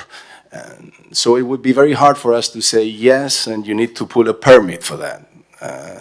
Typically, again, we're talking about probably 8 people, 12 people, 15 people. this is pretty much the scope of our events. We're not opening this area to the public. We're not bringing people. We don't have the capacity to do that. We don't have the internal vertical circulation to bring people from outside the hotel, so that's not our intent. We're trying to limit this for hotel guests. We've been doing this for 15 years. We've never did an event outside of the scope of our guests. So you don't envision having a bossa nova trio up there? No, no. This is typically happy hours, usually a welcome cocktail. It's a sales retreat from a small company that has 8 rooms, 12 rooms, 15 rooms. They want to do a little event in the roof terrace. The area is small. We do have a dumbwaiter that connects our kitchen to the area, but the vertical circulation is very complicated because our elevator comes to a 3rd floor, then you have to walk through the stairs to get into. So we don't have the operational capacity to throw an event. So you would have a dumbwaiter? We do have a current dumbwaiter connecting from our kitchen all the way to the terrace. So your rooftop doesn't meet ADA requirements for people to be able to get up It there? does. It does. It has a vertical lift for the third to the floor connection. But that vertical lift would not make sense for the operation of an event. No, it just is actually intended for an ADA problem. No? So there would not be a bar on the roof? We're not allowed Would to. there be? There's no installation. There's no fixed installation, and the restrictions do not allow us to have a bar. Would somebody be able to order a drink from the roof? Yes. Today, no. No, but that's what he's asking. But Yeah, in the if future. this goes through, yes, you will be able, because we have a waiter, and he will take your order. We have a restaurant downstairs. We will send the drinks, and yes, and we will be able to do that properly. Okay. Did you have a question? Okay. Yeah. Yes, go ahead, Hassel, sorry. Why were these restrictions placed in the first place? I think that it has more to do that we were the first ones. We have a building west to us that at that point we're very afraid that alcohol will bring noise and will raise the overall, and they were very afraid that we would turn that into different events, Friday nights, Saturday nights, and things like that. So I think at that time when we redeveloped this property, for us it was very important to have the pool itself allowed to be constructed. And so we agreed to very strict restrictions. After us, many other properties came by, Standard, Victor, a lot of new projects came by, and I think we have the biggest restrictions in the area. What is the current capacity? What is the current capacity? The current capacity is 50 people. 50? And the building to the west is still there? It's still there, yes, of Are course. they opposing it, what you're attempting to do? I don't think they see, basically they're saying that we're requesting to serve alcohol in an existing terrace with an existing, that there's no construction involved. I don't think they have not expressed any opposition. I'm not rightly fully sure if they've even know that we're doing this. We've had a very good relationship throughout the years, and we've never had an issue with them, and I think they're happy. They went from being nervous with this to being very happy to have a beautiful view of a swimming pool and a nice area instead of a air conditioning rooftop. So I don't see any problem with our neighbors. Okay. Any further, Elizabeth? Just a quick question. The 50 people maximum capacity, is that determined by the fire marshal and the I'm so exits? sorry that. The 50, okay, sorry. The 50 people maximum occupancy that you have now, is it based on the number of, the exits that you have by the fire marshal, or how was the number come up with? I think because our fire-wise, we have a bigger capacity, so the 50 probably was part of a negotiation at some point originally. We are way above, we're very comfortable with the number. We would not even be able to have 50 people there, so it's fine for us. And we're not looking for increasing that. All right.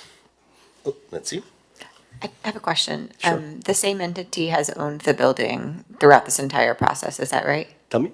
The same entity, the same group has owned the building since the original Yes. order was entered? Yes, Okay, yes, that's what I yes, thought. yes. We actually developed this terrace because, of course, it wasn't there in the beginning. Yep, okay, thank you. Okay. All right.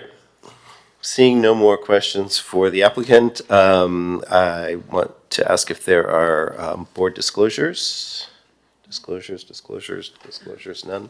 Seeing no board disclosures, can we open this to the public hearing? Yes, if you're in the audience, please come forward. On Zoom, please raise your hand.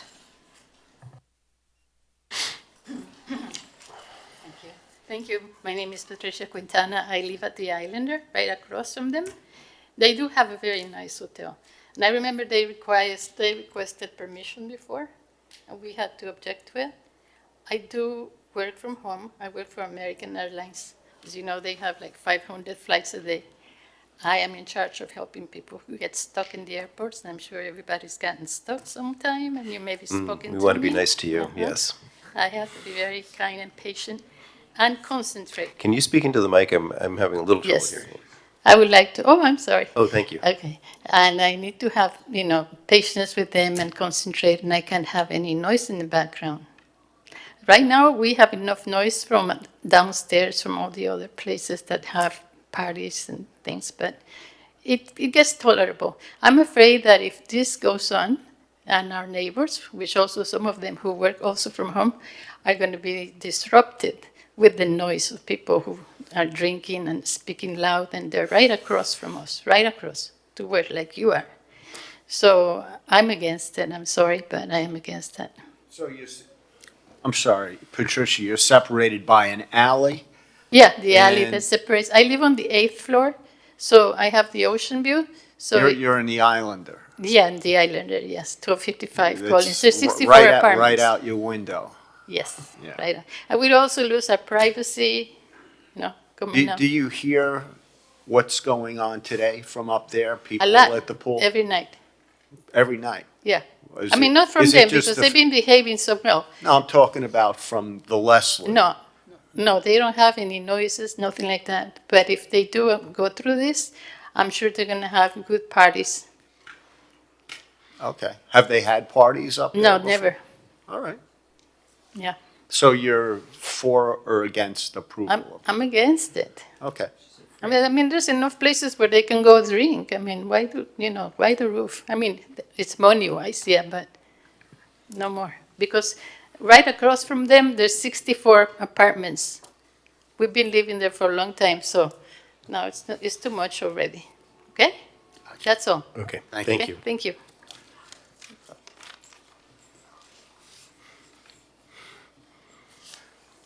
Good morning. Hi, Roger Goldblatt, MDPL 1001 Ocean Drive. We're also concerned about the proximity of residential uses and the potential for disturbances to residents' nearby buildings, particularly the large residential building directly behind the property. We want to ensure that proper outreach has been conducted with these neighboring building owners and residents so that they are aware and have the opportunity to comment on the proposed changes to rooftop operations. Thank you. Thank you, Roger. Seeing no more public comment here, is there anybody online? Yes, our first speaker is Sergio Horta. Hi, Sergio. Do you swear that the testimony you'll give in this proceeding is the truth, the whole truth, and nothing but the truth? I do. Thank you. You have 3 minutes. Good afternoon, everybody. My name is Sergio Huerta, and I'm the president of the Islander condominium located directly west of the Leslie Hotel. Patricia lives in our building. She just expressed her thoughts. And I've had a lot of the residents come up to me and tell me to participate at this meeting today. and to show our opposition for the extension of these school hours. Many of the units that are building, to be particular, the ones west of our building are directly impacted already by the light and the noise that goes on at the Leslie Hotel and the other hotels on Ocean Drive. And so I'm just here to, support my residents here and show my opposition to the extension of the hours. Okay, thank you. Our next speaker has a screen name of KG. Hello, can you hear me? Yes, yes. Hi, do you swear or affirm Hi. that the testimony you're about to give is the truth, the whole truth, and nothing but the truth? Yes. And Kevin Green, Kevin Green at the Islander, 1255 Collins. It would have been better if the Leslie had reached out to us. I mean, our building was built in 1964 or 65, so it's not like we're just a new building that popped up next to them. But even right now, they have regulations where they can't have any audio at all, and all the lighting has to be below the parapet, I think, is that how you say it?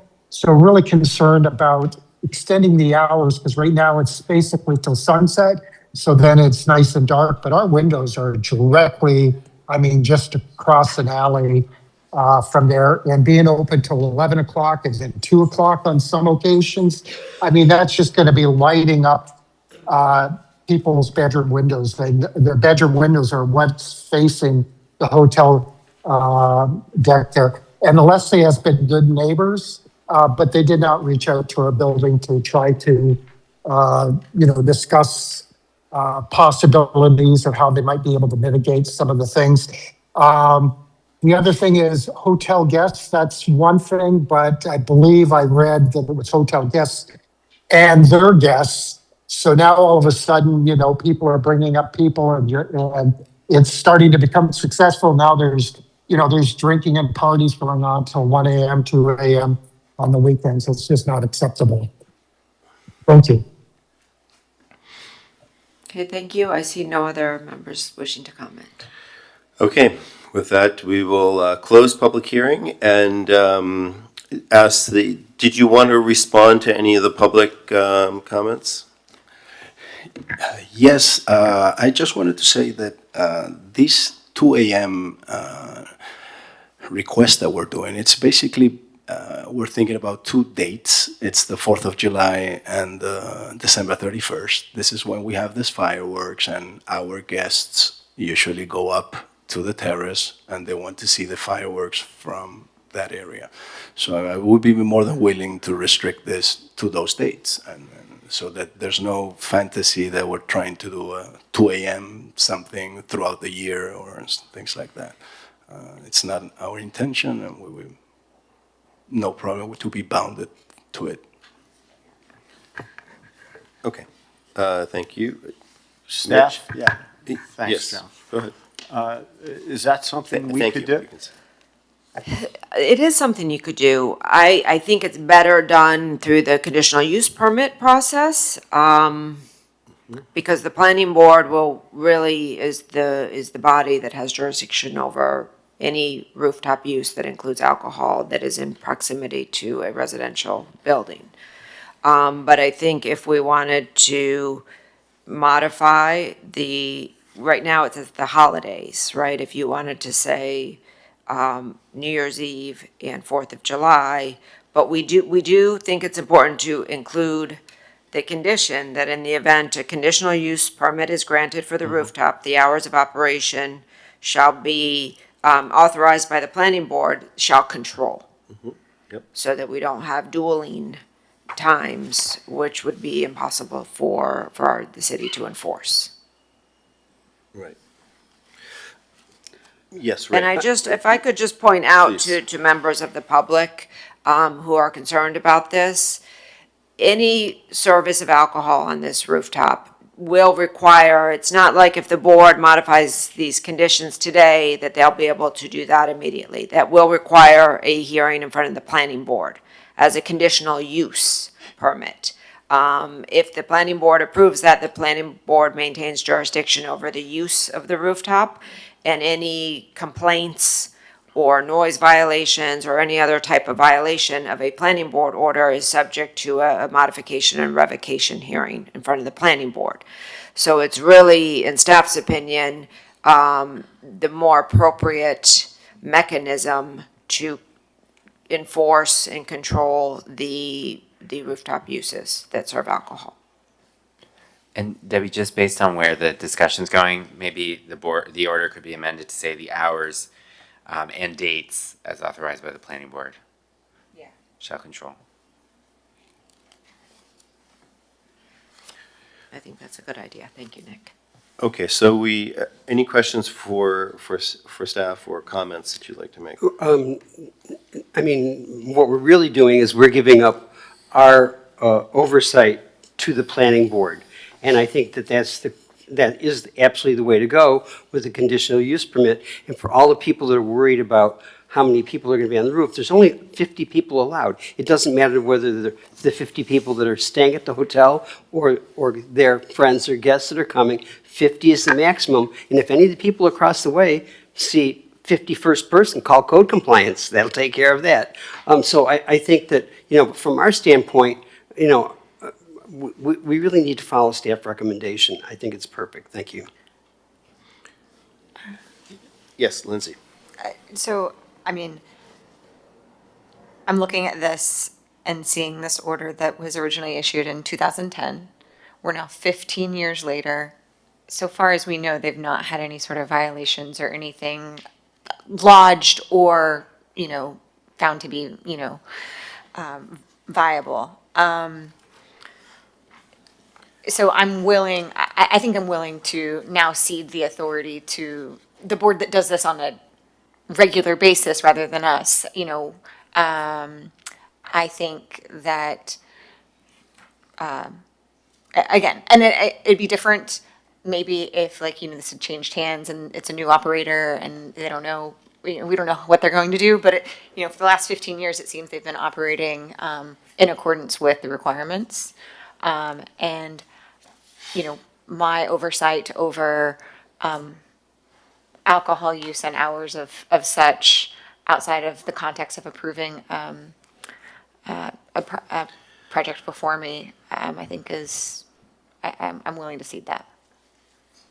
Let me Go chime ahead, in. Mitch, please. Yeah, I live in the entertainment district, and I have to say, for at least the last 15 years, I've opposed every conditional use permit requesting entertainment uses on the outside. I'm sure Deborah and staff would attest to that. I'm concerned here. We're going to open the door. And once you open the door, your neighbor's quality of life is going to plunge.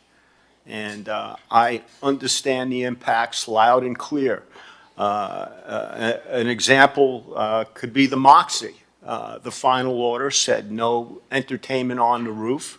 And for 6 events last year, and it turned into a battle between me and code and the property owner who agreed, or the lessee who agreed, yes, they shouldn't have had those events on the roof as per the order. No violation was issued. Myself, the residents, and my guests at my property were greatly inconvenienced due to band music for those special events. Back in the early years of Mangoes, my neighbor, they had an open courtyard. You may remember that song, Macarena. My building at the time was occupied, most of the residents were Holocaust survivors. It was so strange to have them, they can't handle that song. Every 20 minutes, either a band or the soundtrack would come on, and it was very disruptive. So I'm inclined to not vote for this. It's nothing personal other than the fact of how entertainment noise has impacted my property and myself living in that district. That's it. Thank you, Mitch. Debbie, can I ask you a question? If we don't approve this today, Can the planning board take an application separately from us, since it's really their jurisdiction? We've run into this situation previously, and yes, the planning board could enter into an order approving a conditional use permit, but the conflict does not go away. This order needs to be modified. Okay. Because there will be a conflict, right? Imagine you're a code officer and HPB is telling you you have certain hours and planning board is telling you you have different hours. And we don't have one that controls. That we were challenged on a similar situation. We lost that challenge and jurisdiction was granted to the planning board. Yeah. I think in this instance, I do want to point out a couple of things. The applicant is not asking for entertainment. There is a condition in the HPB order that prohibits entertainment. If they did want to seek outdoor entertainment from the planning board, they would also need to come back to this board because they are not asking to modify that condition in the HPB order today. To the point of the sound and the lighting, there are conditions in the governing HPB order regarding sound and lighting. Those conditions are not requested to be modified today. So staff is comfortable with this as proposed, and we do want to do everything we can to avoid a conflict between two land use boards. For enforcement purposes, I think it's essential that we do that. Did you have a question, Lindsay?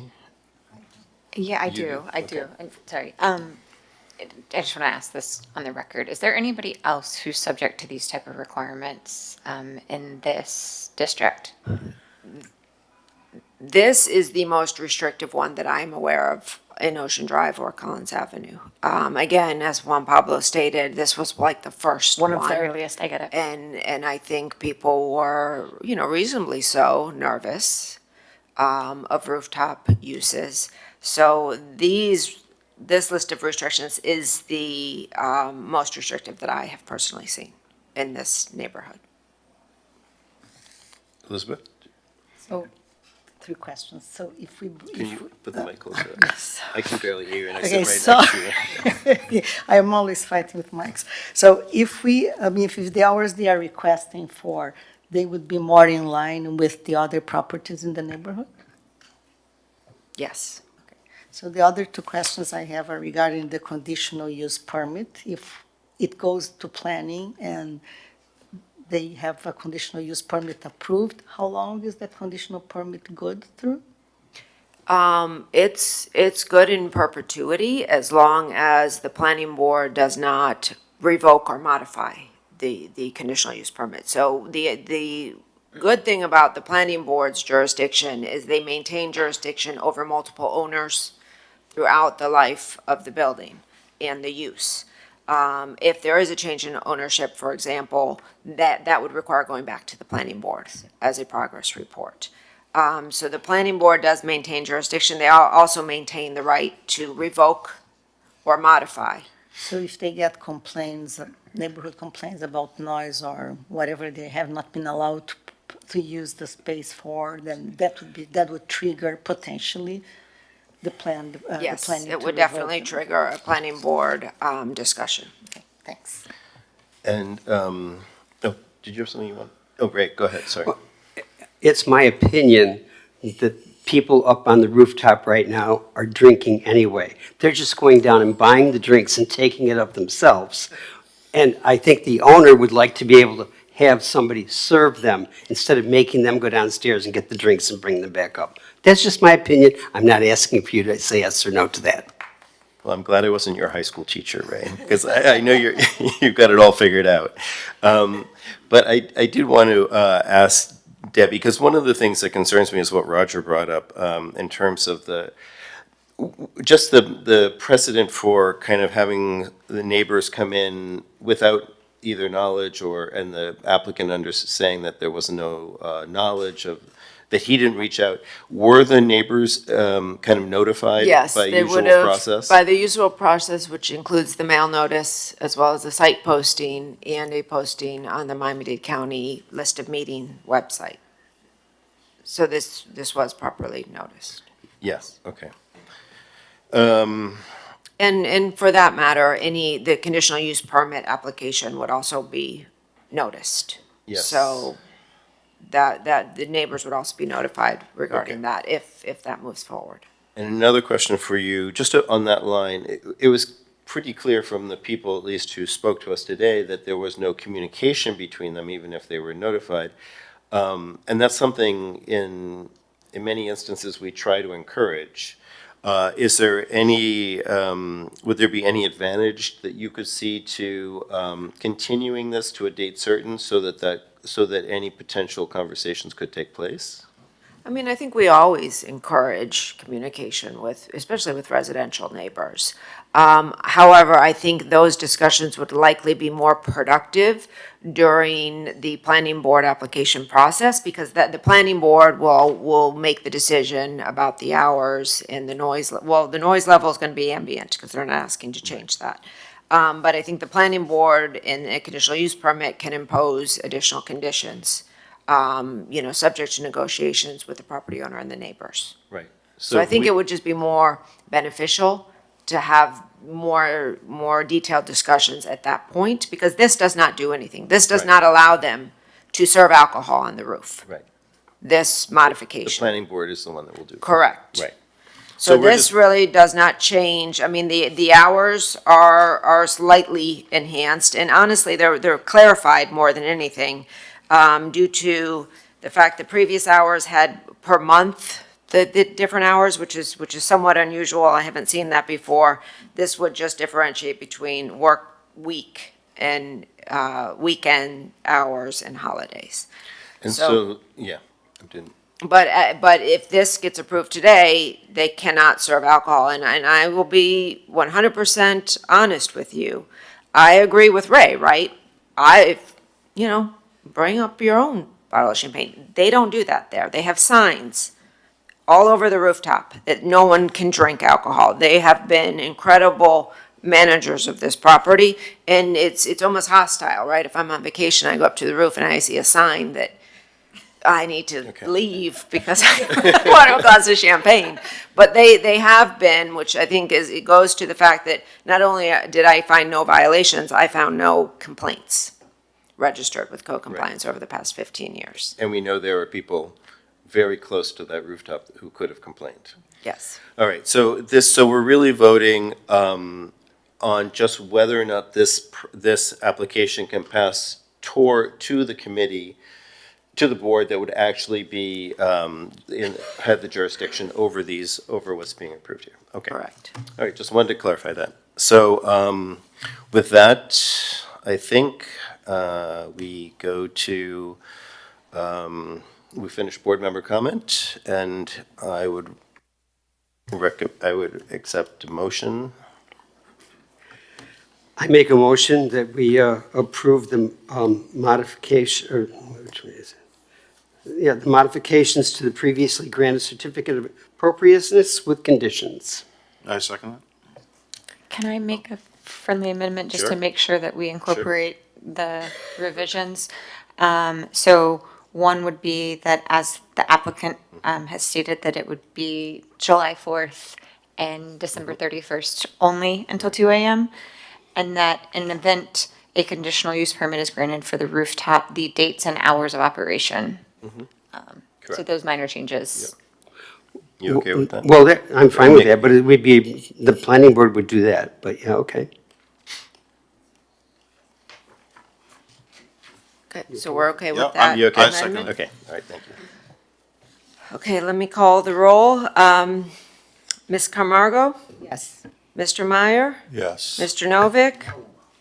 Mr. Breslin? Yes. Ms. Lovell? Yes. Mr. Hollingworth? Yes. Mr. Stewart? Yes. Okay, that's approved.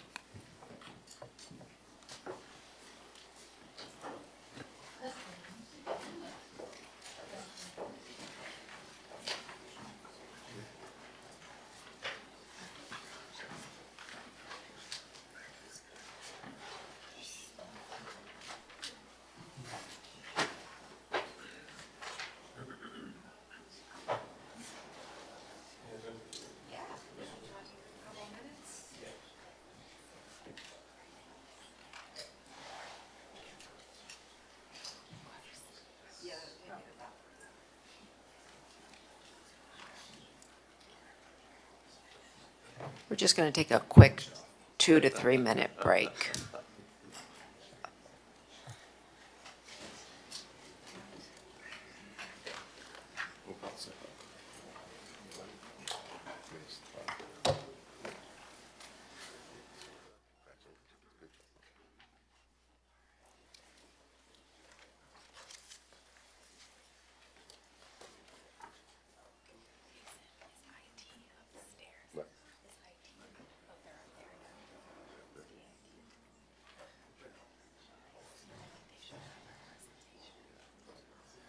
Debbie, if they could load our presentation so when the board gets back.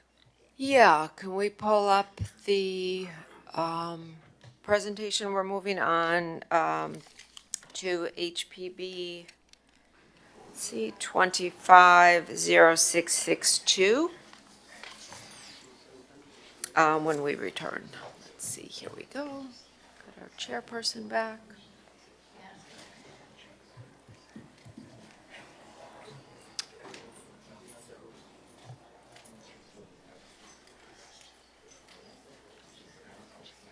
It's back, okay.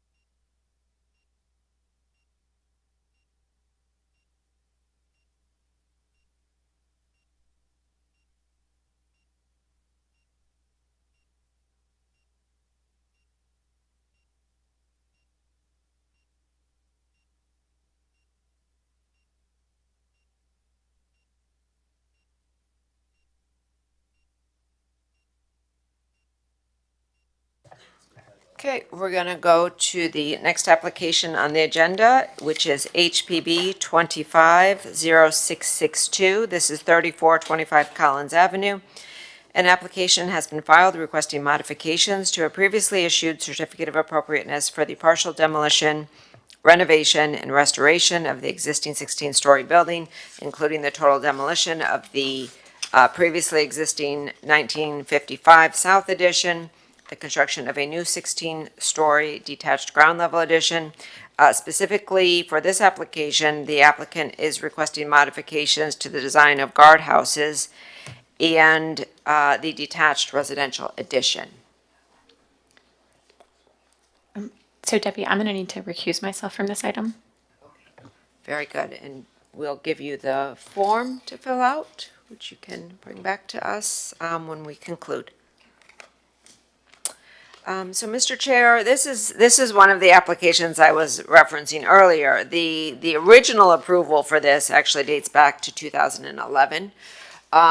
Since that time, there have been several design modifications approved by this board. Most recently, in 2021, the board actually approved the final design for both the historic Versailles as well as the new multifamily residential tower.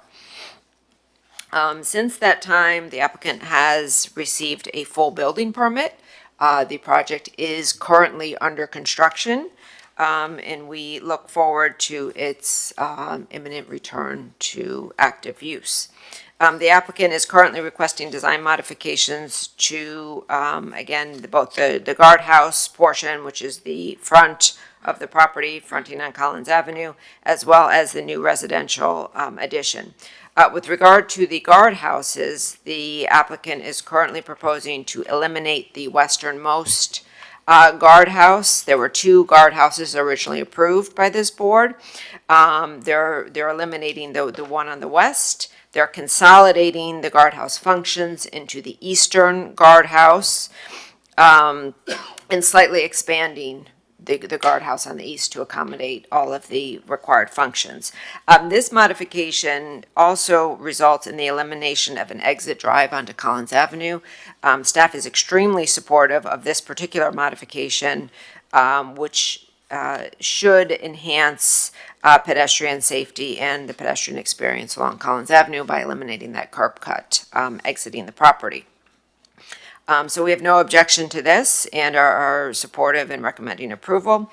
With regard to the modifications for the residential addition, again, the design of that primarily was approved in 2021, although there had been some minor modifications since that time.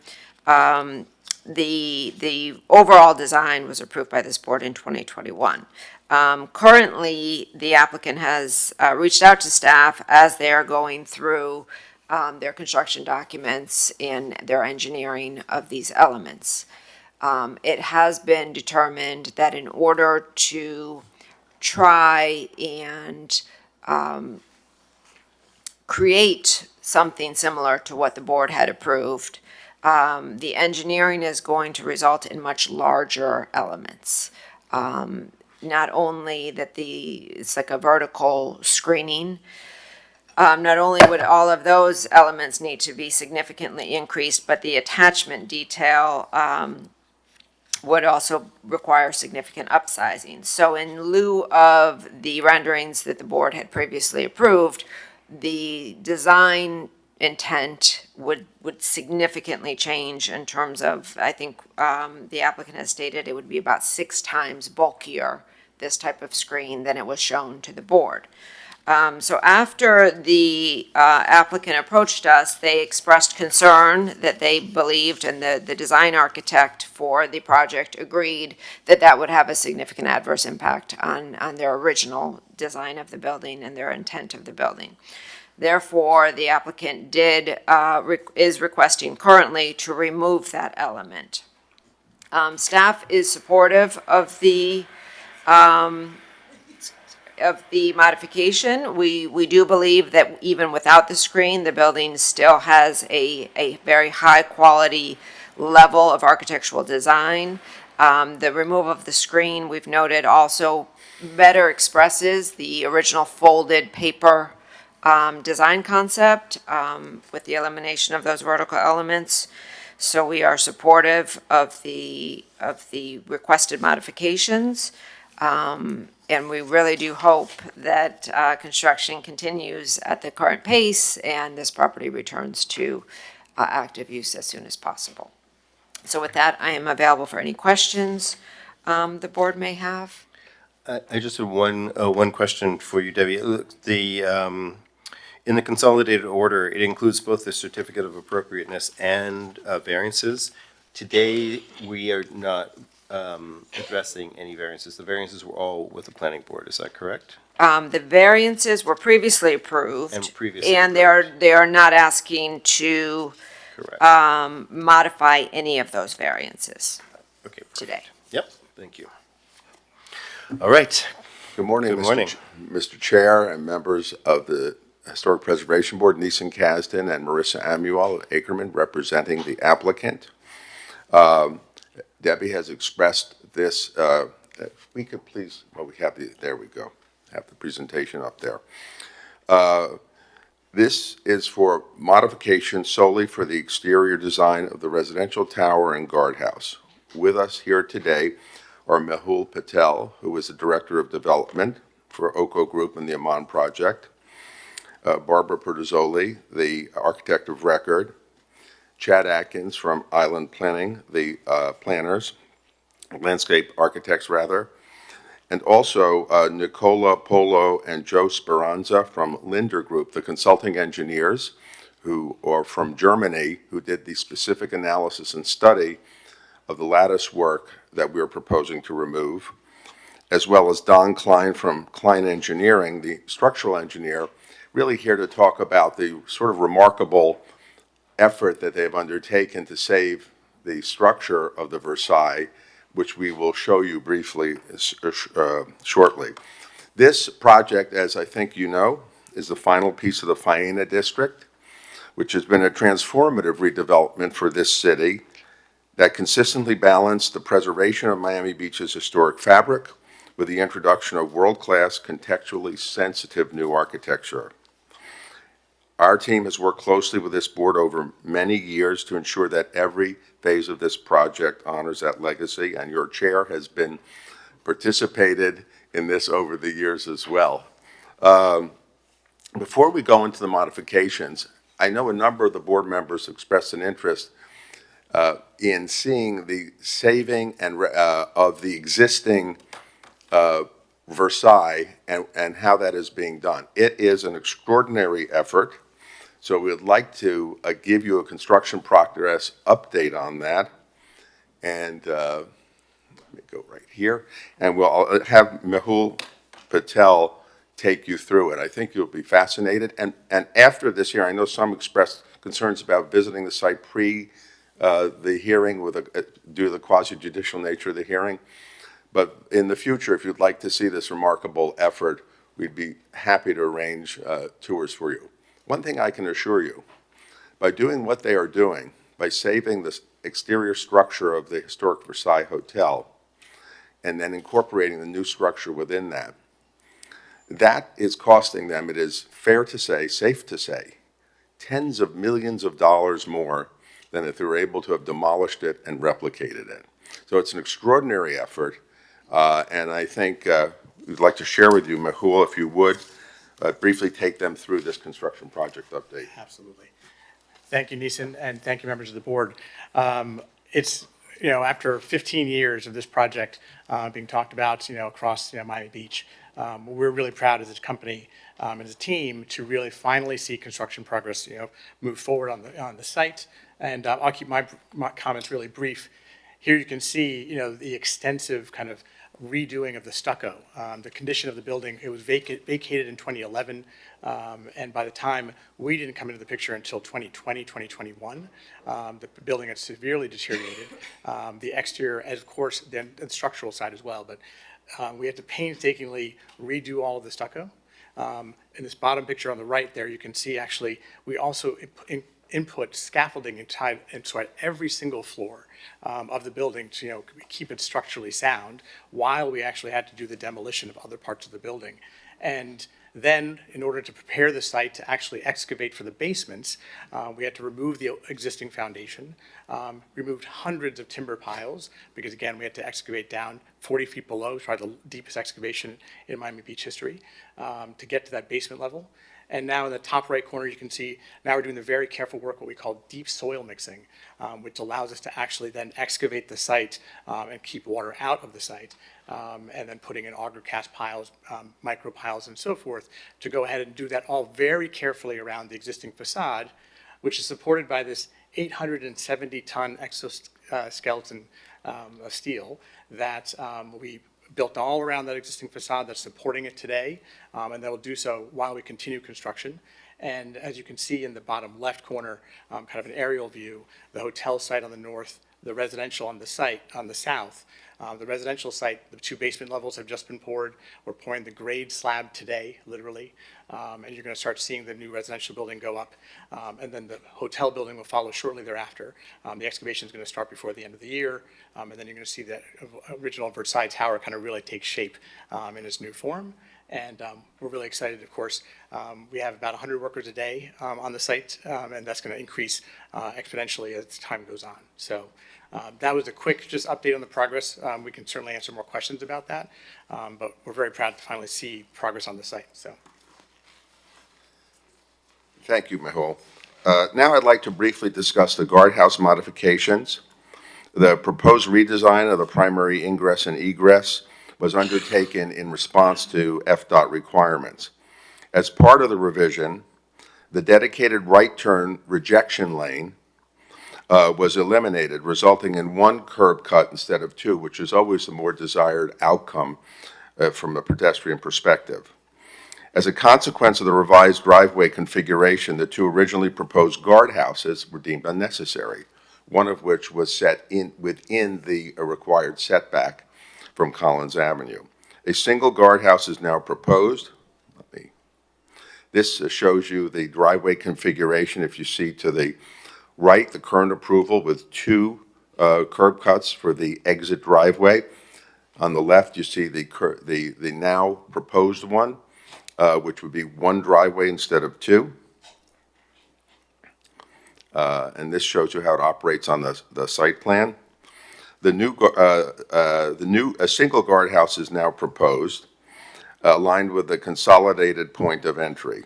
The new guardhouse is designed by Kengo Kuma, and it harmonizes the residential tower's architecture and creates a better line of sight to the adjacent historic Versailles facade, enhancing the prominence from Collins Avenue. The proposed plan also eliminates the need for the previously approved setback variance. So the guardhouse is set further back. As you know, staff is supportive of the curb cut reductions. So this also has the additional benefit as well of helping people see the historic Versailles structure from Collins Avenue, whereas previously there was a guardhouse which obstructed part of that view. So this is all in all a significantly improved condition. With respect to the residential tower, the issue that is before you is the removal of the vertical lattice profiles. As you know, that was the original approved design. However, after extensive engineering and architectural analysis, critical concerns necessitating their removal have arisen. And that's described in the report by Linder Engineering, which was filed as part of this application. We are submitting the report into the record, Marissa will do that, which describe the critical issues as follows. 1, the approved design fails to meet structural integrity standards. The slender design threatened to bend or even break under environmental stresses such as wind loads. The compensatory design adjustments necessitated the profiles thickening, deviating from the architectural intent and introducing further complications. 2, operational and maintenance impediments. The lattice profiles in their original and modified forms severely obstructed access to the building's glazing for routine cleaning and maintenance. 3, safety concerns regarding the facade cleaning. Incorporating the lattice profiles induces potential hazards for maintenance personnel tasked with the facade cleaning. And 4, substantially increases obstruction of views. In addition, the increased dimension of the lattice substantially increases obstruction of the residents' views and fails to meet the original design intent. What I'd like to do at this time is introduce Nicola Polo and Joe Speranza from Linder Group to take you through some of the technical aspects with regard to the need for this redesign. Thank you. So hello everyone. Please pardon my English. I'm the one coming from Germany. I'm actually Italian. My name is Nicola Polo. So I try to give my best to speak properly. So point number 1. Just to give a word about the original approved design, what you approved already. I'm on the project, by the way, since 2021, so I know I've been also a bit through the whole project, not since the very beginning, but since a couple of years now. So the original design intent was a much thinner lattice screen, and it was like, as Nissen said, a couple of times smaller than what we have now. And it has gone through the engineering process of our German structural engineers. And the first comment what they had that time was, oh, these lattices, how they are looking now, is not going to work under these wind loads because we have category 5 there, it is beachfront. And so we went through several proposals, but in the end, what it is written here, that this land design threatened to bend or even break under environmental stresses. This is meant also for the connection, not that what was designed before was not functioning at all, but it was too weak. So it was bending, even touching the glass sometimes, and we had to redesign it or make it stiffer. As you can see now, there was the proposed one on the left, with the red marked rectangle was the previous section, and we had to enlarge it and fill it up with duplex stainless steel in order to make it bend within the Florida Building Code limits. And the attachment, all the attachment that we had have been properly engineered to span over, please pardon me, 5 meters. It is how much is that? Yeah, 15 feet, excuse me. So you can imagine what a profile like that is doing under wind loads. So just going back shortly, we had some further complication which are mentioned in this image, in this slide. These further complications are vibrations, which may happen under hurricane or strong winds, vibrations and whistling, what you can hear through the facade, because I mean, it is a facade, but when the wind is blowing, it's causing that noise, which is generating, let's say, an uncomfortable feeling when you are inside that building. To point number 2, Joe is clarifying more the operational aspect now. Hi, good morning, board. My name is Joe Speranza from Lindner Group. I'm going to walk you through the operational and maintenance impediments that we have faced while designing this facade. So as you can see here, we have some structural details that we have developed during the design process, and typically we want to highlight the top right section detail showing the connection from the vertical lattice back to the superstructure. And while going through this design process, we developed a massive stainless steel bracket attaching to the bottom of the lattice back to the superstructure to ensure that the lattice during heavy storms, wind gusts, anything, doesn't rattle, doesn't loosen any fixations, and it is maintained during these heavy storm events. But during this, and putting this stainless steel bracket here would allow, it has to be maintained. So to get a maintenance team there or some cleaning crew, they have to wedge themselves in between this lattice, stand on that very small edge of the slab, and then make adjustments where need be, which obviously puts that person in risk that we don't see that should be possible. And that goes into the safety concerns regarding the facade cleaning. So if we are to extend the cleaning team on their basket on the exterior of the envelope, you would have to set up some massive outriggers to propel them off that side of the building where they are sitting at the lattices. And while they make their way down, cleaning and possibly reaching over their basket to hit that glazing, you're putting that person at serious risk.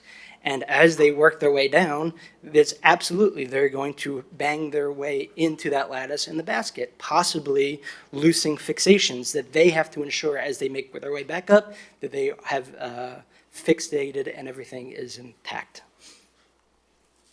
So, in addition to this, you can also imagine what kind of view and panorama change you get as a, let's say, owner of these apartments. Before the effect of the guitar chords, guitar strings is gone, you rather get now a feeling that you are behind a massive wall, is rather, let's say, an obstruction rather than a architectural feature, let's say. So, and this is the feeling, this is the feedback what we got from some of the residents, and let's say they want to have those things off the view, let's say. And given this, I don't know if you're doing the conclusion. So we agree that it is, Joe, Yeah. if you want to formulate that better than I. No, from all the standpoints that we, just presented, giving, structural unreliability, maintenance impracticality, safety risks, and resident dissatisfaction, that we propose to the ownership to remove the lattice entirely. Yes. Thank you. Thank you. Thank you very much. And just to conclude, as Debbie indicated in her report, from a design perspective, the removal of the lattice has exposed the refined articulation of the original architectural intent, allowing the building's form, proportion, and materiality to emerge with enhanced clarity and visual coherence. So we would respectfully request that you approve these modifications. One small request as well with respect to the consolidated order, which we agree with, is that it does make a reference to a $225,000 mitigation resiliency payment, which was paid years ago. So for lack of confusion, we'd like to either delete that or have a reference that it has been paid. With that, we request your support, and we're here for any questions you may have of our professional team. Thank you. Great, thank you very much for that very informative presentation. Really appreciated seeing how the historic building, the Versailles, is being treated, and looking forward to that coming up. So, with that, are there any questions for the applicants about anything that they presented? Okay, Mitch, Sure. go for it. I want to echo the comments. Very impressive restorative work you're doing on the Versailles. I have no issue with the guardhouse. I think ultimately it'll be a better project. But the concern regarding the lattice, it seems like that was a design element that was initially put in there to improve the design. It just strikes me as odd, just removing it and doing nothing to the structure behind it. It just seems, okay, it's not going to work structurally, let's just remove it and we have what we have. There's no change in articulation being proposed on the superstructure. Well, as you know, that of course this is a consequence of it not being practically being able to be implemented. But I would say this as well: the articulation, the folding of the building, the angles on the north side remain intact and are in fact fully exposed. I think the lattice work was an idea that Kengo Kuma from Japan had come up with, but it doesn't really change fundamentally the architecture of the building at all. But there are these very practical and real reasons why it can't be implemented. I understand. Okay, thank you. Just following up a little bit on that, just if you, is it possible to pull up like A107? Was that one of your slides? It's the one with the approved and the current images which you have. Wait. I was just wondering, maybe I can just ask the question. That one? It's A107. It has, it's, just so you can see what I'm looking at. It's this one, that image? Yeah. The before and after, the current and proposed. Yeah. Oh, yeah, there we go. So it just might be the way the rendering is, but it looks like the base of the tower above the, let's say the base of the tower above the plinth is in the new building is thicker and clearly defined. But it just might be that the current, the one above, just doesn't have enough detail to show that. Is that what am I reading that correctly? The design, Barbara Persoli, Revuelta Architecture.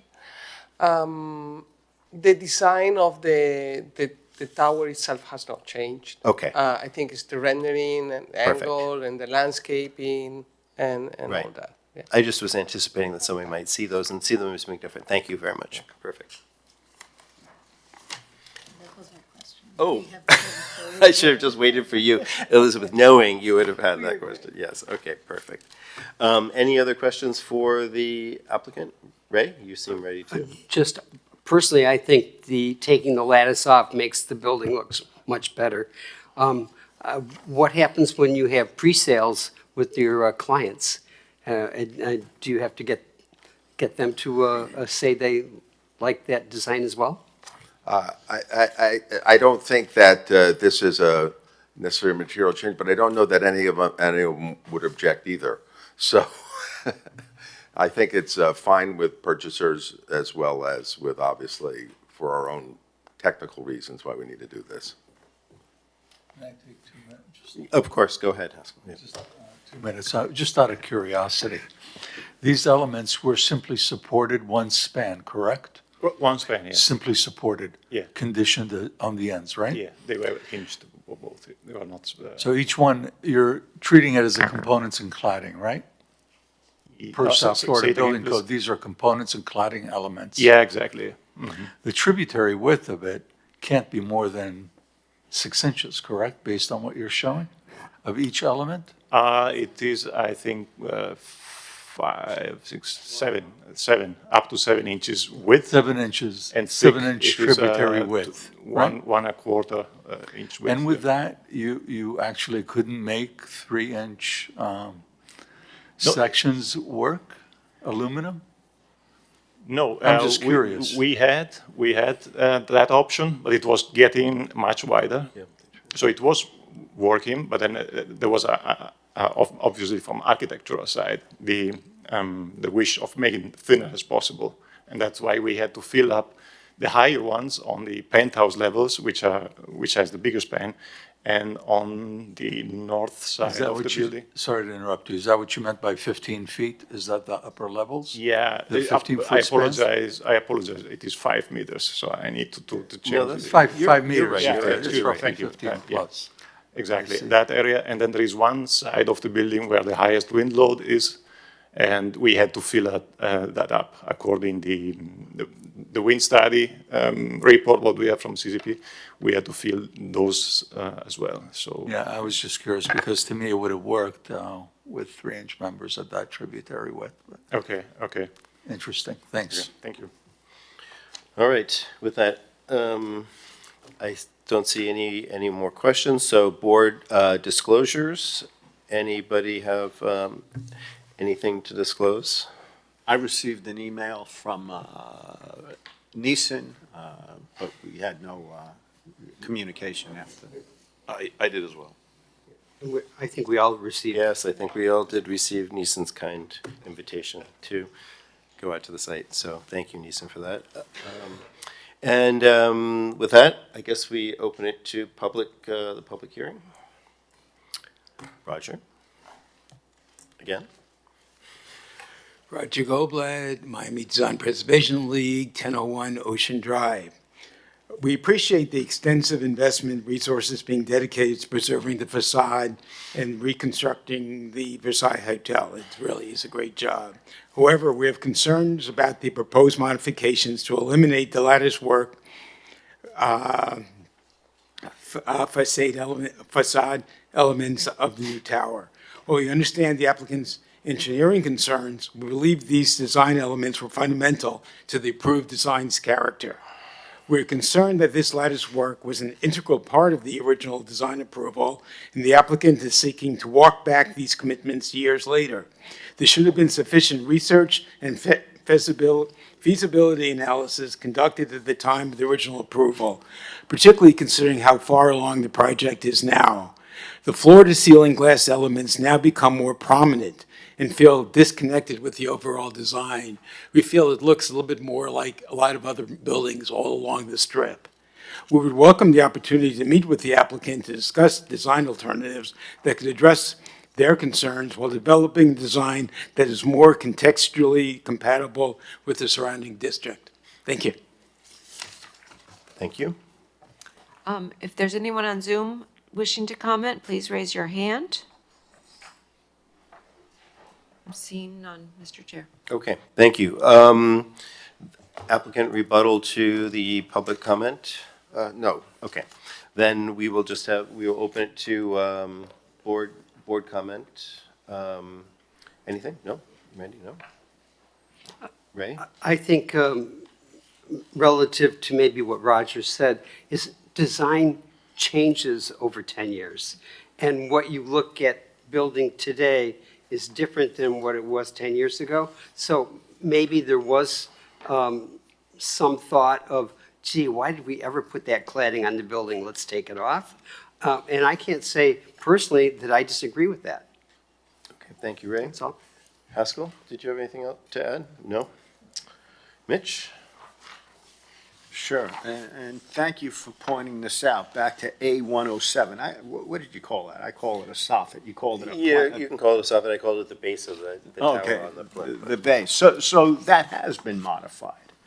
No. No.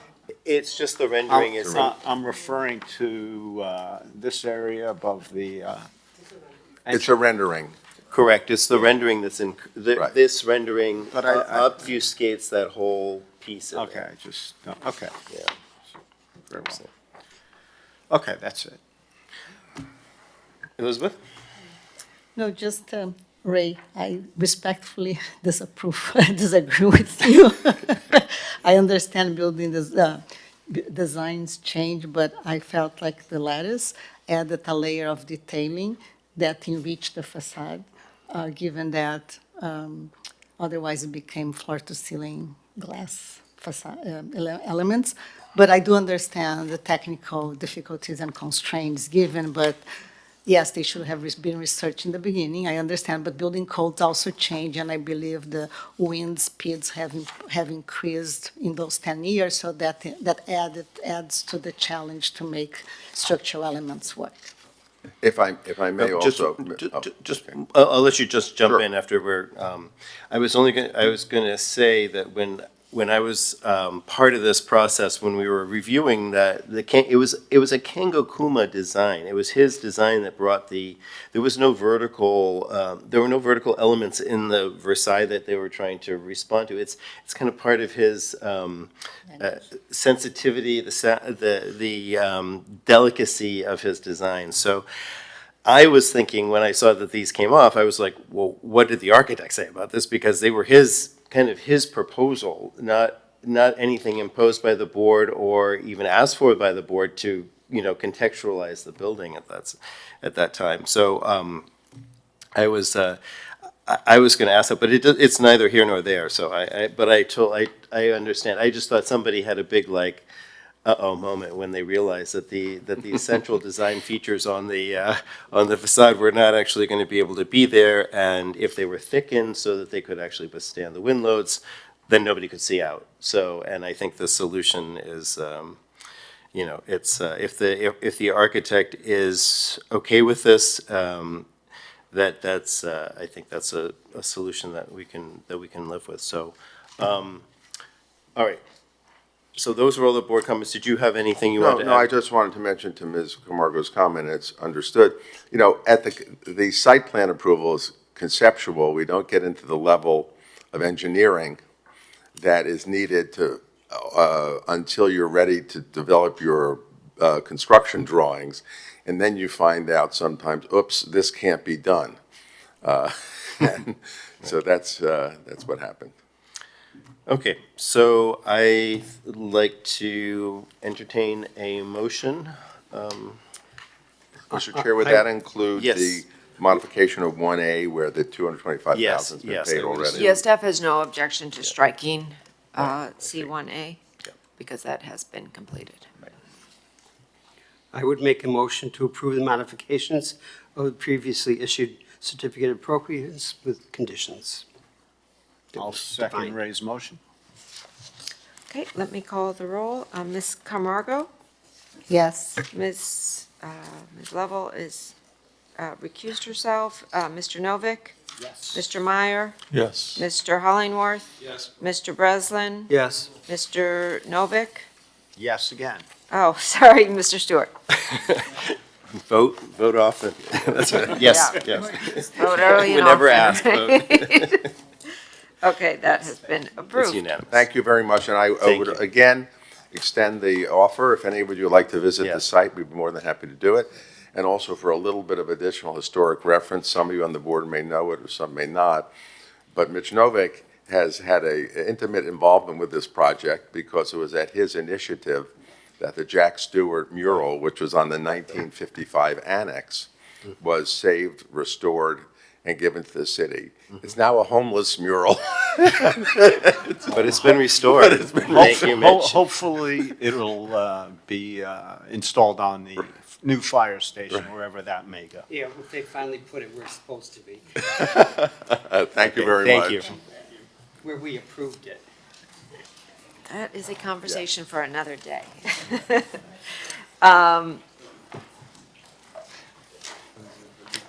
So our next application on the agenda this morning is HPB 2506. Did somebody get Lindsay? Oh, okay. 0652. This is 6979 and 6985 Collins Avenue. An application has been filed requesting a certificate of appropriateness for the construction of a new that is the wrong description. This is the construction of a new multifamily residential building. Yeah, I have the wrong. It's a single building. Yeah. New multifamily residential building. The subject unified development site currently contains 2 buildings. The contributing Normandy Plaza Hotel Building located at 6979 Collins Avenue, and the non-contributing Crystal Beach Suites Hotel located at 6985 Collins Avenue. Again, the scope of work includes the demolition of both existing buildings and the construction of a new multifamily residential building. We have noted in the report that the applicant is availing themselves of the State of Florida Resiliency and Safe Structures Act. We've discussed this law several times at this board. This allows any building that has a portion of the property seaward of the coastal construction control line that also does not meet the current minimum finished floor elevation requirements of FEMA, that staff is charged with reviewing and approving the demolition at an administrative level, and this board may not review the demolition. So that is a component of the application that's not before this board today, but for context, I think it was important to point that out. The applicant is currently proposing a new 17-story, 37-unit multifamily residential building. The ground level consists of a lobby, vehicular drop-off, and service areas, including a small retail area along Collins Avenue. The remainder of the building consists of parking levels on levels 2 through 3, residential amenities on level 4, and residential units on levels 5 through 17. Additionally, the roof level includes 2 private roof terraces for the penthouse units below. The building design is composed of 2 main parts, a 3-story podium and a 14-story tower. The podium features an arcade-like facade inspired by post-war modern architecture, which is prevalent in this area of North Beach. The primary glass tower features projecting balconies with glass guardrails and a central fluted vertical element along the Collins Avenue facade. Staff is very supportive of the proposed design, which is contemporary in nature. We believe it's been well developed when evaluated in its context, and it does achieve a high level of compatibility with its immediate neighbors. We do also believe that the scale, massing, height, and building orientation are consistent with the built context of the east side of Collins Avenue within the historic district. We have one comment regarding further refinement of the arcade. In between certain drawings, the podium design differs slightly. We do recommend some further development along these elevations that would be more compatible with the architectural development of the architectural character, of the district. But we believe that that is something that's relatively minor, and staff is comfortable working with the applicant during the building permit review process on that. And we are recommending approval. If you have any questions, I'd be more than happy to answer any. Deborah, Yeah. I'm sorry. Go ahead, Mitch. Are we precluded from discussing the existing structures? I guess that's a Nick question. So, under the Resiliency and Safe Structures Act, properties, any portion of which are seaward of the coastal construction control line, are eligible for administrative approval of demolition. So, in this instance, the board really is not reviewing an application for demolition. You're only reviewing a certificate of appropriateness for the new construction. I would suggest, if the board wants to have a policy discussion about the Resiliency and Safe Structures Act, as you have before, I would suggest having that conversation after this application, at the end of the agenda or at a future date, since you don't have an application before you for demolition. Gotcha. Thank you. Haskell, did you have a question? No. Okay. No other questions for Debbie? Okay. Seeing none, welcome again. Thank you, Mr. Chairman, board member, staff. Michael Larkin, 200 South Biscayne Boulevard, here representing the applicant. Can you pull up the presentation? Great. I'm joined here today with Alvaro Santos, a representative of the applicant, the architect, my friend Kobe Karp, landscape architect Carmen Belmar, our traffic engineer Derek Odesky from Kimley Horn, and Dan Goldberg, my colleague from my law firm. Next slide. So the property is located on the east side of Collins Avenue, just south of 71st Street. It's obviously within a local historic district. That's what gives you all jurisdiction to consider the application today. We have the Beach Walk to the east, Collins Avenue to the west. We have the Burley House Condominium to the north, and Port Royale to the south. We've done extensive outreach to the board of directors of each of the associations, met with them each twice. They're fully aware we're here today. We're working on good neighbor agreements with each of them. They haven't not been memorialized yet, but we're in the process of doing that because construction always comes with headaches that we wish to resolve in advance before it starts. So we will do that with each association. Next slide. So as Debbie indicated, the Crystal Beach is non-contributing. Normandy Plaza is contributing. It's about just shy of 150 feet of frontage upon Collins Avenue. The Normandy Plaza unfortunately was neglected by prior ownership and is on the unsafe structure list. Next slide. The project is a 37-unit residential development where there will be ground floor retail fronting Collins Avenue. It could be developed with 166 units or a hotel, but we are not taking advantage of any of that density, or we're reducing it down to only 37 units.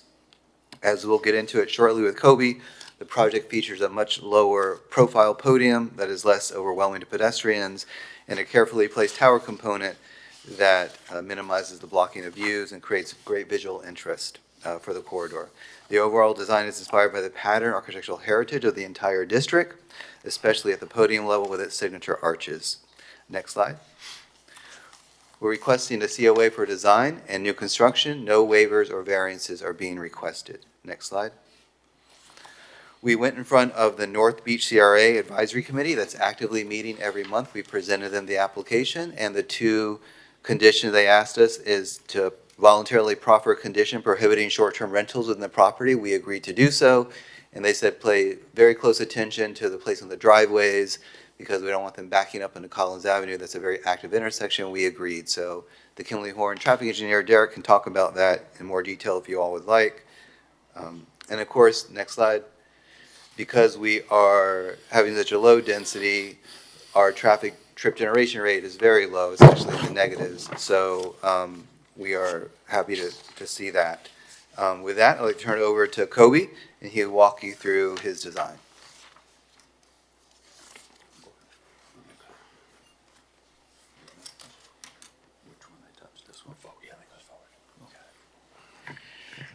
Hi, good morning. My name is Kobe Karp, 571 Northwest 28th Street. This is the site plan that we have been working with staff and the neighbors upon, but basically you can see that the intent in entering onto the north and creates a more proper entry for the vehicles and drop them off. And then we have tucked the ramp on the south side.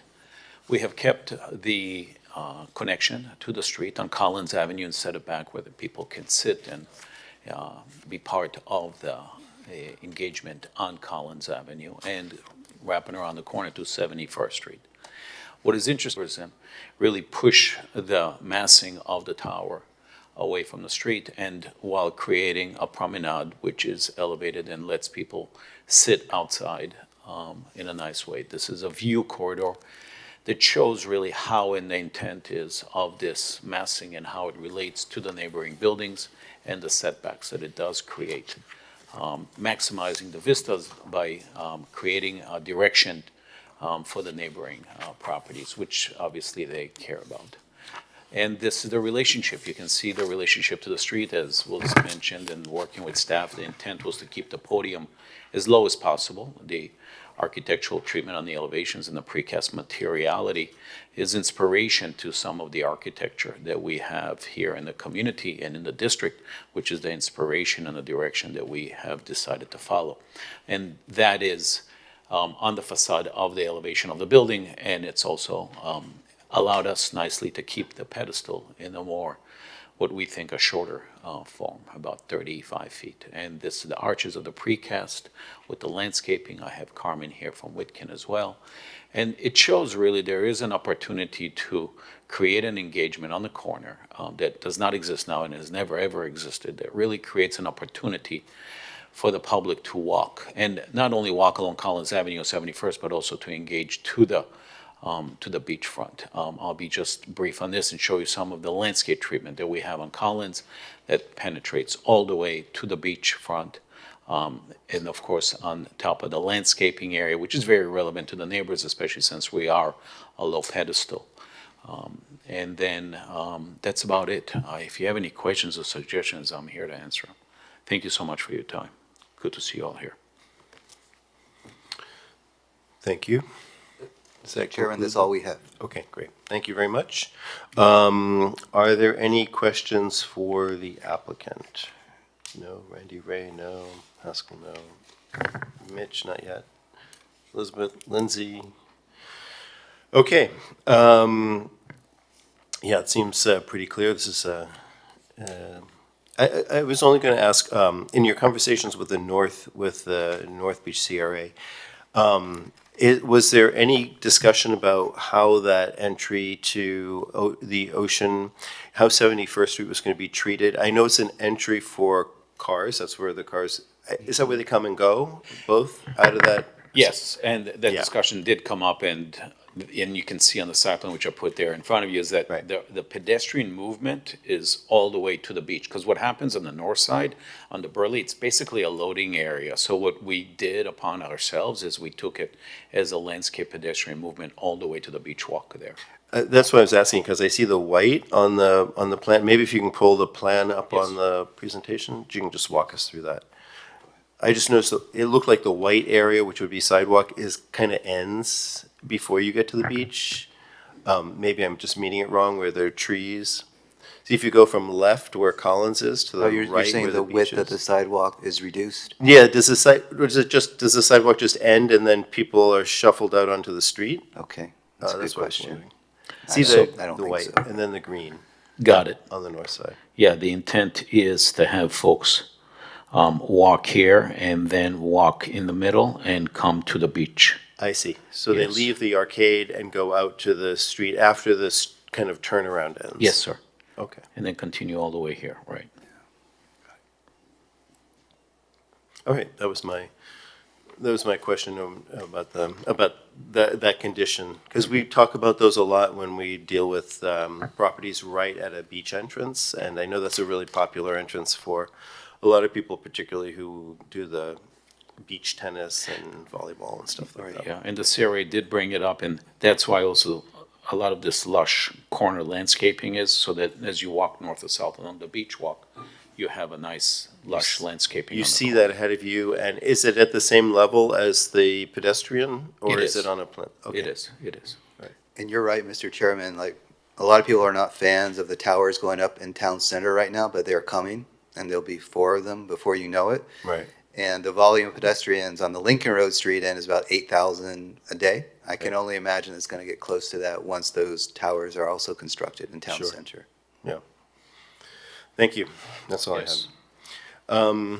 So with that, we have, board disclosures. Any disclosures? Ray?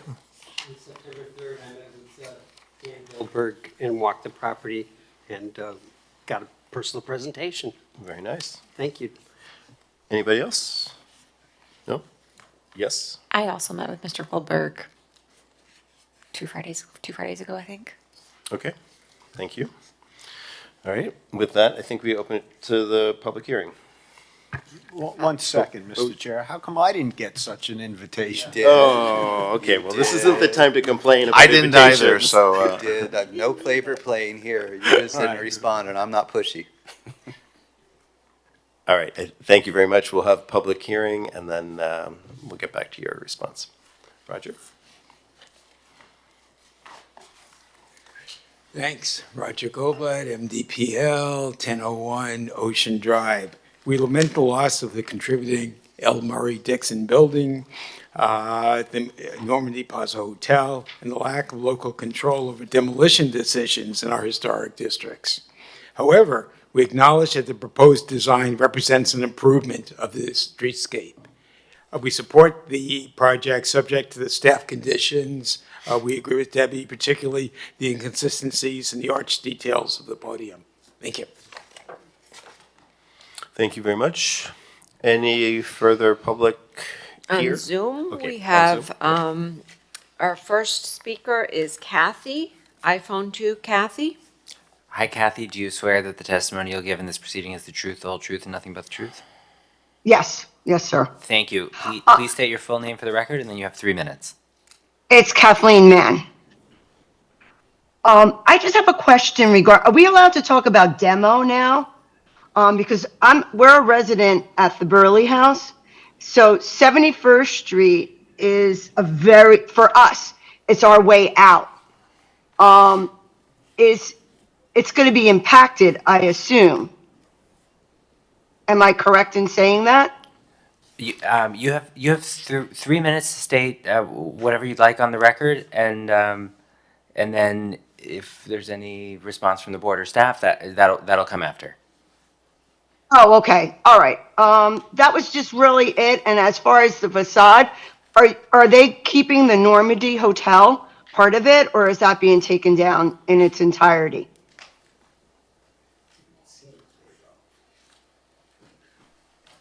Okay, we'll get to, do you want to answer the question now? Go ahead, Deb. I if you mean, want. so the proposal is not to retain any portion of the Normandy Plaza Hotel. They are proposing the total demolition of that. And I'm assuming the 71st Street, wasn't clear on the question, but it sounds like they're concerned about that closing during construction. And the applicant will have to prepare a construction plan, staging plan, and they cannot block access to a neighboring building. Yep, I mean, they'll have to come up with some type of staging, which allows the access to the Burley House. Thank you. Is there anybody else? Yes, we have Charles Marks. Hi, Charles. Do you swear that the testimony you'll give in this proceeding is the truth, the whole truth, and nothing but the truth? Yes.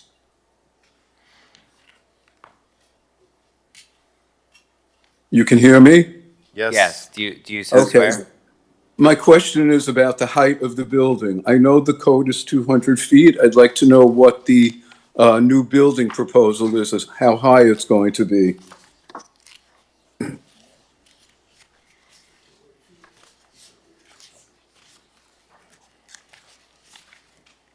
Are you gonna, Debbie, do you want to, Yes, the proposed new tower is 200 feet. okay, thank you.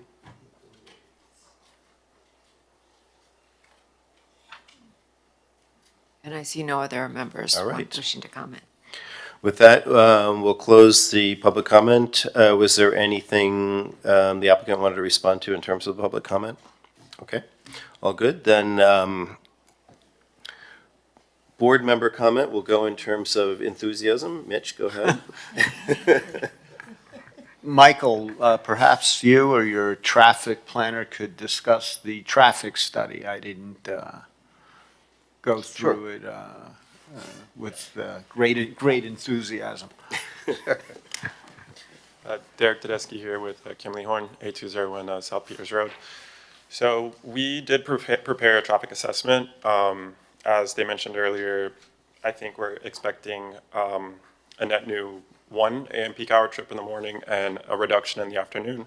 And so in coordination with the city, that doesn't trigger a full-blown traffic study. However, we did perform an assessment where we looked at both valet operations and entry-gate operations to make sure that traffic would not spill back onto the public right away.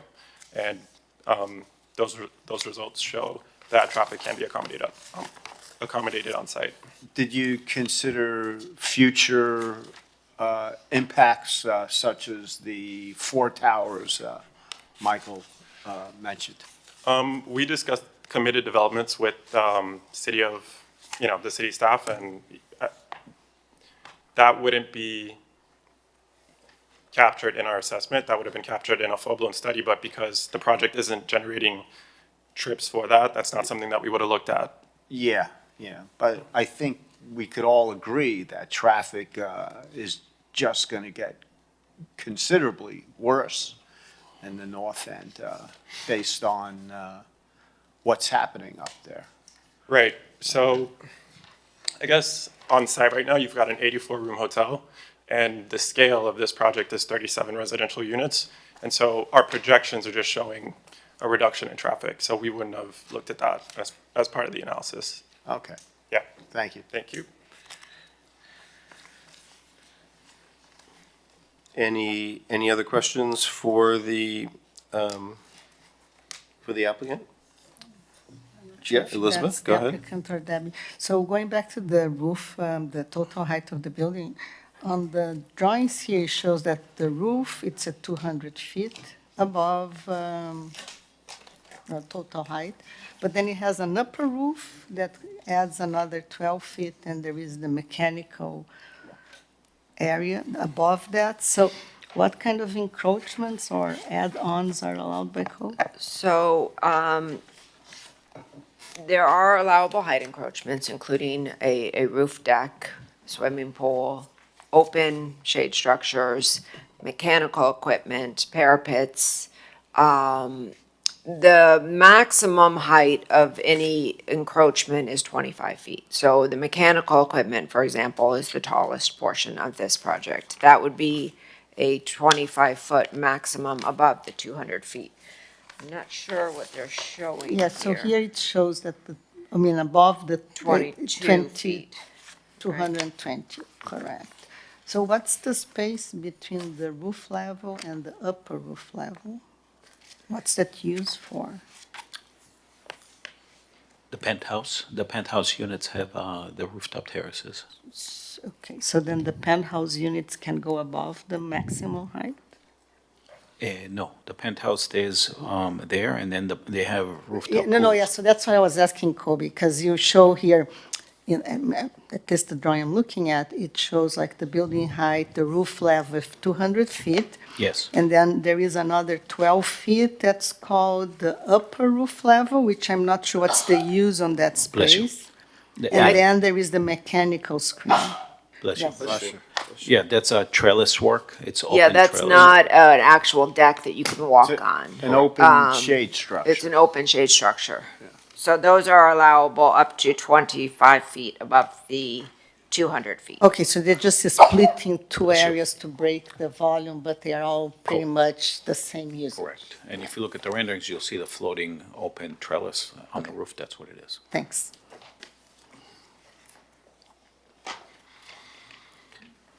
Okay. Any other board member comment? If not, well, I'll just jump in and say that I'm sorry to see, and I'm very sorry to see an Elmer Dixon building go down. I think that this is, I appreciate that this is not within the jurisdiction of this board, but I do think that this, that if there was some way to kind of memorialize the existence of that building on the site, just that Elmer Dixon had a hotel on that site, and it was a contributing building, that would be, I don't know whether that was part of the original order, but it certainly doesn't change the demolition. It just kind of gives it a little bit more of a presence for the future, so that people realize that each site has layers to it, and these layers include things that are, have been precious to people at some point and no longer exist now. Finishes, fireplaces, Which- anything that could be I was salvaged. Maybe I was you thinking wanna more something offer to educational. MDPL. Like like maybe an interpretive center within like the lobby that, because Yeah, the Royal something- Palm right. has something that's like about 4 feet wide, 8 Yes. feet tall, historic photographs, Yes. some QR text that code. goes into the history. I think we could do something like that for sure. All right. Can that be part of the, As long as the applicant is proffering that. yes, We were volun- sound like they are. We're voluntarily proffering that, yes. And what'd you Thank say, you. 8x8? Yeah, I don't want to Yeah, give okay. dimensions. Yeah. That's for Kobe Okay. No, it's fine. and his genius. But yes, we'll do it, and it'll be in a prominent place as you come in. Okay, perfect. Or maybe as you walk by in the arcade, you can kind of see it somewhere. there. Absolutely. Because I Then think it'd be that's more public and be more maybe public. it's on the wall and it's, Yeah. yes, absolutely. Because I can imagine that nobody born today will ever know there was a Elmer Dixon building on that Right. site. Yeah, but and it should be they'll know nice. this big That's a building. good With, one. with a storied history. Yes. Yeah, well, I'm hoping they do, but, okay, with that, can I entertain a motion from anyone? I'll make the motion. Thank you. Okay. Is there, I guess, to- your motion To verbalize the motion. to approve, To approve as per staff's conditions. and, And the proffer for the And the historic proffer for- display outlining the property's history. Yes. Yes. I'll second that. Thank you. Okay, let me call the roll. Ms. Camargo? Yes. Mr. Hollingworth? Yes. Ms. Lovell? Yes. Mr. Meyer? Yes. Mr. Novick? Mr. Breslin? Yes. Mr. Stewart? Yes. Great. Thank you all for your ladies and time. gentlemen. Thank you for your time here Much today. appreciated. Thank you. somebody building that today. Oh, my God. It's amazing. Is that what was on the site? Yeah, let me see. Lower photos. It's the original, that's the dungeon. They always say. Nothing mature in the last one. It's usually said everything. We did this one. Okay, the next application on the agenda.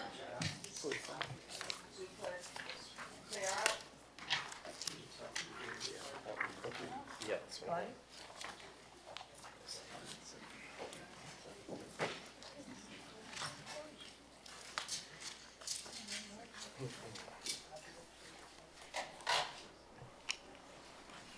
Okay. Thank you, Kobe. Kobe, good to see you.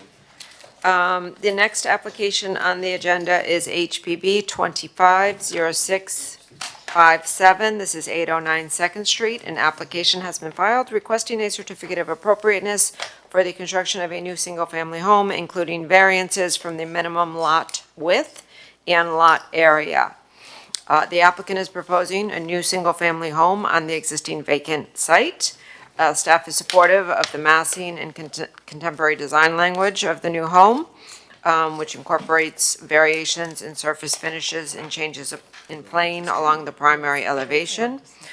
Further, the height, scale, and mass of the proposed building is consistent with the existing single-family home located at 819 Second Street and the recently approved home located at 803 Second Street. So to either side of this particular property, we have one home that was constructed, one home that I believe is in for permitting. And when evaluated in that context, staff does believe that this proposed design is consistent and compatible with the neighborhood. Staff's only concern is relative to the proposed balcony railings and screening.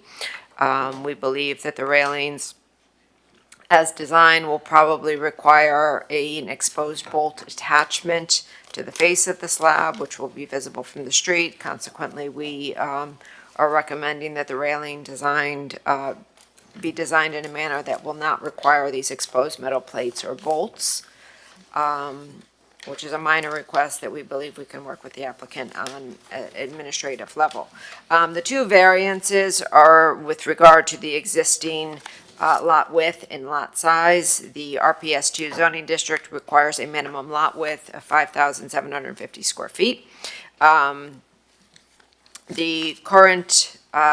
existing property, which is a platted lot, is 2,650, about 57 square feet, which is significantly less than the required. So without the variance, the applicant would not be able to construct anything on the lot and could not use the lot. And the similar situation with the existing lot width. The existing lot width is 47.5 feet, and the code requires a minimum lot width of 50 feet. Again, without a variance, nothing could be constructed on this property, so staff has evaluated this and believes this meets the actual hardship criteria and is supportive of the requested variance. With that, I am available if you have any questions. Are there any questions for Debbie? I guess it's more of a disclosure and a question. I believe I looked at this property. It was a vacant lot some 30 years ago. And I'm not a developer, but it was a good deal, I recall. I think it was 60 or 80,000 back then. And that's it. If I may correct you on that, there was a house there probably about, I could be wrong. One of those. 2016, there was a house there. What year? In 2016. No, okay, it's a different property. Different property, I think, yeah. Yeah, okay, thank you.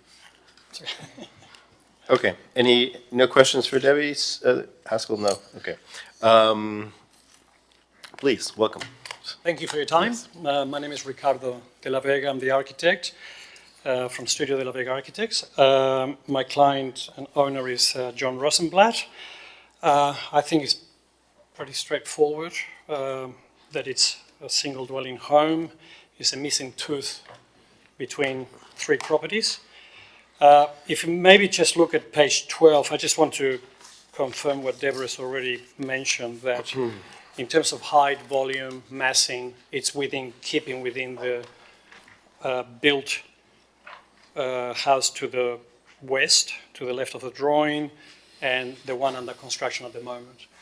So there are no variations or any changes to the massing or the height of the building.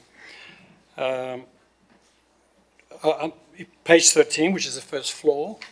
Just should I quickly run through how the house works, or is that necessary? I mean, Yeah, please, sure. yes. Okay. Well, okay. And first floor, obviously, is the entry. We have the driveway and garage on the left-hand side. There's a deep recess of the driveway. The entry to the property is in the center. I located the core, the stair, the elevator, pretty much in the center of the house, so that the house is divided basically into east-west, into two halves. There is a gym, office on the ground level, laundry, bathroom, then just the elevator shaft. There is a landscape element at the entry, which is a pond, which will have two trees within the pond. So it's a deeply recessed area. That gives us quite a bit of modulation in the facade, at least on this level. The next level up, second floor. The bedrooms are situated on this level. There's three double bedrooms with their own suites, walk-in closets. There's a study in the center facing on the eastern side. I will talk about the variations that I'm requesting in terms of the planter and the balustrade in a minute. Third floor, it's essentially an open plan. Again, the division is between the core, the stair and the elevator, so the kitchen's on the left. Dining on the right, there's an outdoor terrace at this point, so that's open to the sky. Living areas to the front of the building with its own balcony, large sliding glass doors. Now, the roof will simply have a barbecue area. It's an open rooftop, very similar to what the existing house has, with a retractable canvas awning over the barbecue area. So that's very, very similar. The void, I just want to bring your attention that there's a screening over that void facing the house on the east side, which is 3 stories high. It's a breeze block. We'll come to that in the renders. That's just simply to give us privacy to the study and to the outdoor terrace.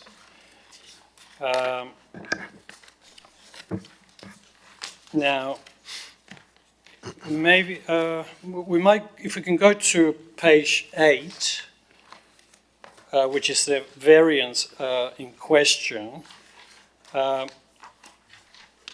The connection to the balustrade with the bolts, that's easily resolved, and I'll find a method of fastening the balustrade so that no bolts are seen from the street, are visual. Now, the request is for an additional 7 inches, 0.25, for the balcony where the balustrade is and the planter box.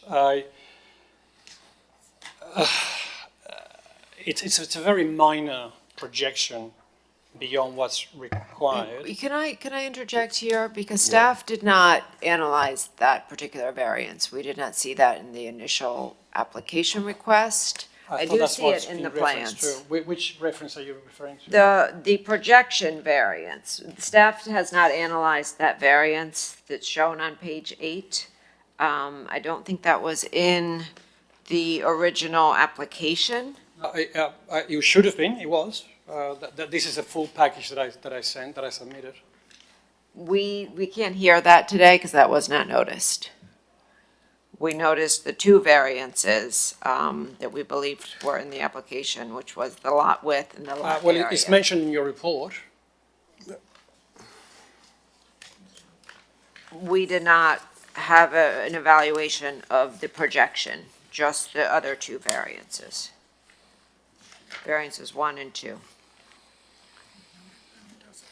So, We did note that it did not comply with the code. That's on page 2, in terms of the balconies may project a maximum of 25% of the required setback. But we did not analyze that as a requested variance. So that could come back as a modification. Well, could we at least discuss it so we know where we're at? sure. No, I think we can discuss it, but I just don't think the whole thing can be approved without that variance being noticed and. Right, the project can be approved Yeah, we along can with do the appro- lot right. in width and size, but the projection variance would have to come back. But you can. Can that be Ricardo, done? You can, yeah, describe it, to the board members. There's no issue. When you say come back, have another, So, it can be done under delegated authority or? No. because it has to be noticed Right. to the public as to what's going to be heard, sorry to overspeak, but I mean, that seems to be the issue. It's a notice issue.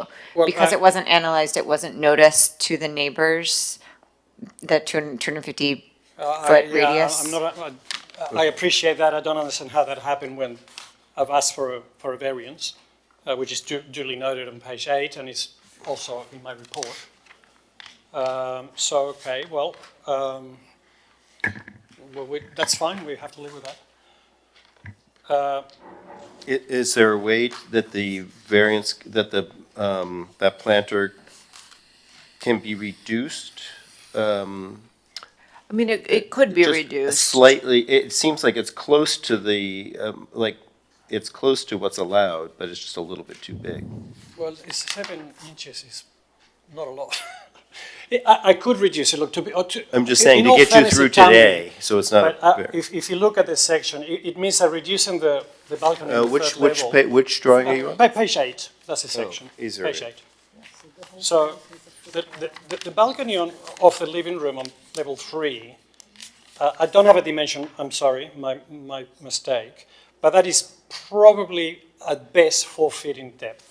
So it's not a balcony where we're going to put furniture on, but at least you don't want to feel like you're going to open the door and fall over the edge. But just, let me, so Debbie, can I just ask you, is the allowed, I see this encroaches 1 foot 11 inches into a 5 foot setback. What's the allowable, what would the allowable be?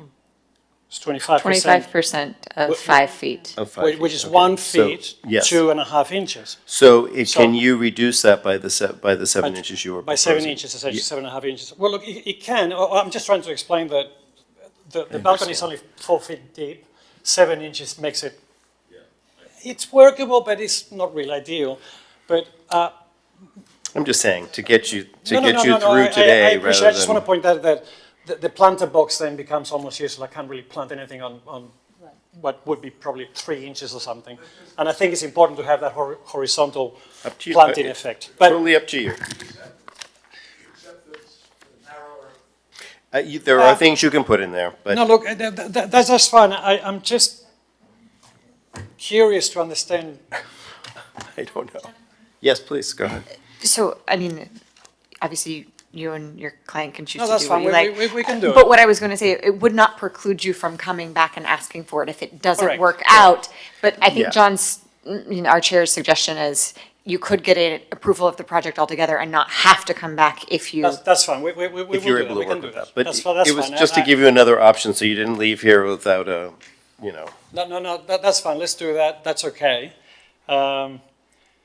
I know it's not ideal and you can come back later if you need to. That's fine. That's fine. All right. Well, look, the renders towards the last pages. If there's any issues, I beg your pardon.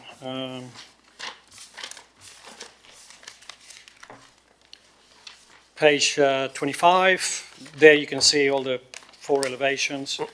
I don't know if you have any questions on that. Were you able to address the, how about we wait until you finish your presentation, and then, because this has gone, Oh, no, that's become a fine. little It's- chaotic, I'm that's- sorry. That's fine. I'm that's very fine. sorry Yes, for no, that, so. We're done. Okay, if we're done, I'll just ask my question, because now it's just questions for you. So were you able to address the question about the bolts, the exposed bolts in the staff Oh, report? that's easily resolved. That's easily resolved. Perfect. Okay, got Not it. an, not Got an it. issue. Not an issue. Perfect. Okay, that was all I wanted to ask. Anybody else have questions for the applicant? No? No? No? No? No? Okay. So, Debbie, this is a site that we visited about 10 years ago, right? A decade ago? Yes, there was another project Yes. approved for this Yes, site exactly. that never went forward. I and think there were believe two it's- townhouses, I think. They were not townhouse, no, it was a single family. Yeah, it as was a well. single family. I've got plans for a townhouse. But the original building that was on the site, we also went into that. We were able to see. Yeah, that was, yeah, unsafe. It was a single story. Because I did, I, oddly enough, I was looking at buying that for myself back in 2015, 2016. Mhm.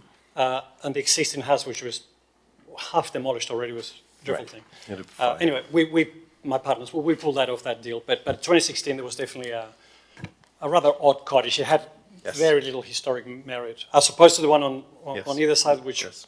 were demolished. So. Mhm. Yes, I understand. Yes. Which site is the vacant site? Have they all had structures and I just lost You my have three. bearings? You have Meridian, Second Street and Meridian. Yeah, yeah. The one in the middle. I thought that's been vacant, but No, obviously. no, the demolition of that was approved, say, 3 or so Okay, years no, ago. no, 3, maybe 4 just, years. Bewildered. I drove by it Yeah, 2 no, days no, ago. no, I Oh, think that's there's another one further towards the west. It's on the interior Yeah, you of have the houses. block. You have houses on either side. That's been a lot empty for several years. I think that's the one you're referring So to. that's between Meridian and Jefferson? No. No, further down, Jefferson and the Jefferson next street and up, Michigan, or whatever it is. Got you. All right. Okay. So seeing no more questions for the applicant, disclosures? Oh, yes, Rick, go ahead. Just a quick, is this a spec home or? No, it's for John. Okay. He lives in Alton Road at the moment, so he lives in the area. All right. Yes, and disclosures? No. Disclosures, okay. Public comment. Is there public comment online? Yes, I Okay. see online, Eric S. Right. Hey there. So this is Alan Slutsky. And so I'm still using the same, my son's. And so what we have, my questions are, I can group them into, so we have a really unique spot here at Second and Meridian with these 3 single-family homes. And so it would be helpful, I think, to us at 208 Meridian with that condo right there. And then there's a very unique half of a block going down towards 3rd Street where you have some of the original Cuban immigrants still living there in that area. So I think it's important with these single family homes, which I fully support, to think about how does that affect the height of those condos moving forward. Okay, thank you. Was that your only question? Okay, good, must have been. That was my question. Then the only other question was regarding there's a banyan on Second Meridian, but that wouldn't affect this middle property. It's more so, but I am kind of interested in seeing the plans for these single family homes. I don't see them. I don't have access to them right now, but I'm sure it'll be easy to review those. And that really is that's really where I'm at. Thank you. Debbie, did you understand the first question? Was the first question, Alan, for the applicant or for us or for the staff? Okay, well, we lost him. It was about a neighboring property. I wasn't sure how it I don't think I can related answer to that. this. No. Yeah. Can you hear me? Yes. Okay, so the single family home that is at the southwest west corner that is there, Yes. it would be helpful to know that exact height and then know the exact height that we're going to be dealing with in that middle property that's under purview right now. Oh, you have that drawing, I think, in your. Yeah, well, again, if we go back to A12. page 12, Yes, exactly. you can see clearly the heights. I would argue that ours is, at least in appearance, slightly lower, definitely than the one on the corner of Meridian Street, because of the vertical architectural language that Meridian Street has. It just looks a lot taller. Basically, the shaft, the stair and elevator shaft is set back considerable distance from the street, so you would not be able to see that from the street. So I'm very confident that we are well within the height limit. Okay. All right. I appreciate the time. All right, thank you very much. Thank you. Okay, with that, is anybody else online? No? Okay, let's close public comment. The applicant has had a chance to comment on the public comment. Board member comment, if there's anything that you'd like to add at this point, comments you'd like to make? If not, I would just ask if we can have a motion to approve as per staff recommendations with the emendation agreed to by the architect. I'll make that motion. Okay. I'll second it. Okay, call the roll. Ms. Camargo? Yes. Mr. Hollingworth? Yes. Mr. Meyer? Yes. Mr. Novick? Yes. Ms. Lovell? Yes. Mr. Breslin? Yes. Mr. Stewart? Yes. Okay, good luck. Thank you Okay, all. that was for the certificate of appropriateness. That was COA. We have Can to we do do it again variance. for the Yes, two the variances, you're variants? right, we needed 2 votes, yes. Okay, another motion for the variances, sorry. I'll make a motion to approve the variance. The one, lot size. yes, The lot size. the lot size variance, or coverage. Second it? Okay, Mr. Novick? Yes. Mr. Meyer? Yes. Ms. Camargo? Yes. Ms. Lovell? Yes. Mr. Breslin? Yes. Mr. Hollingworth? Yes. Mr. Stewart? Yes. Okay, Now you're done. that really Thank does you. it. Thank you very much. Thank you. Bye-bye.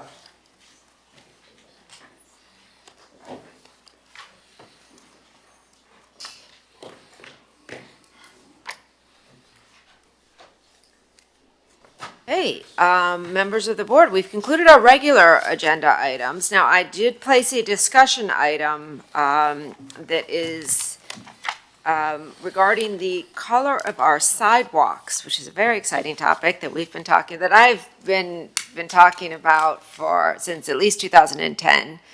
I remember writing a memo. But the city's actually been, to some research I did, the city's actually been talking about this since the 1960s.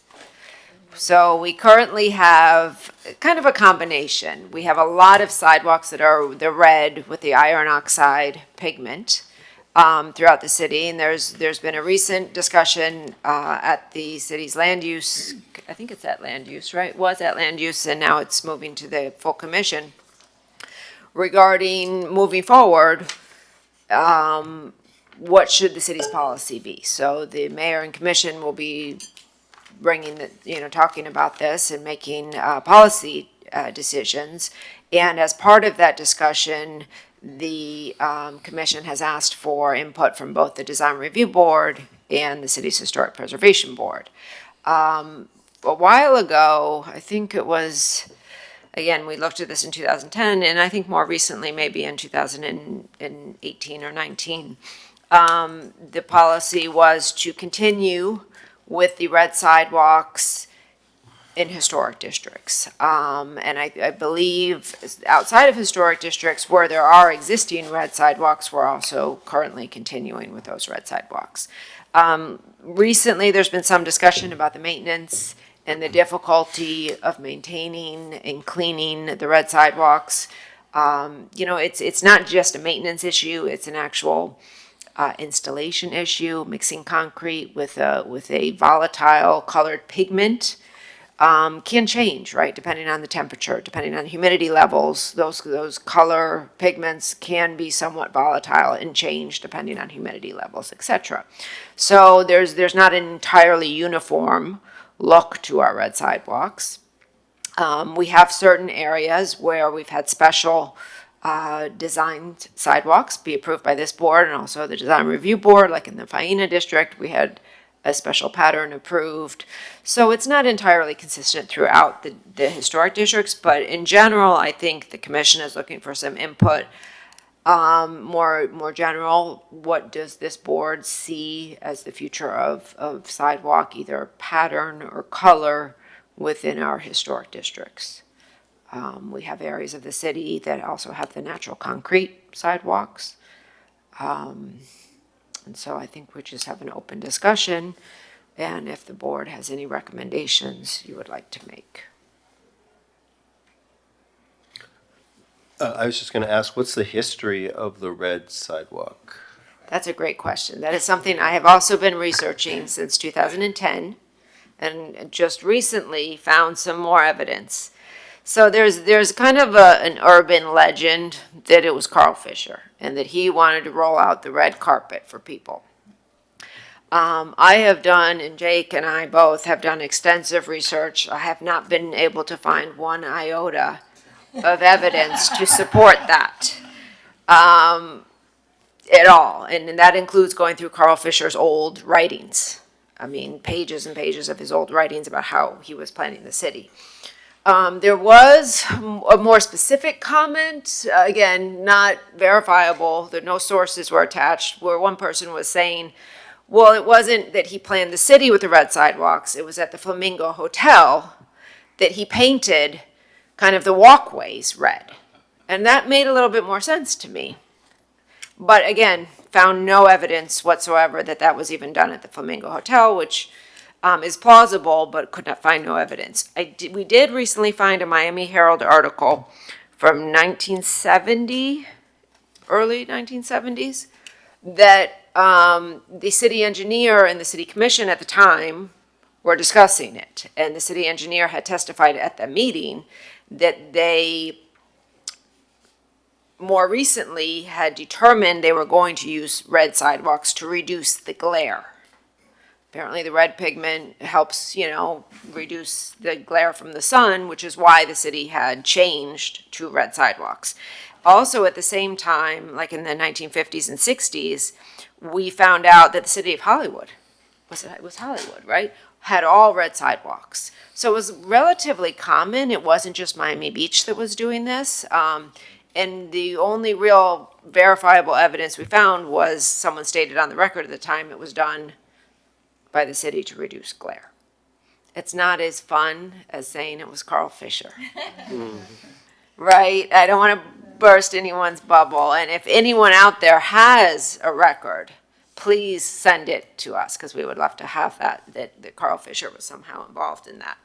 But, we've had the red sidewalks at least since the 1960s. I think the 1950s is when we've determined they started to really be evident. So it is part of our history, but they've presented a challenge. There's kind of a patchwork of colors and different types of treatments.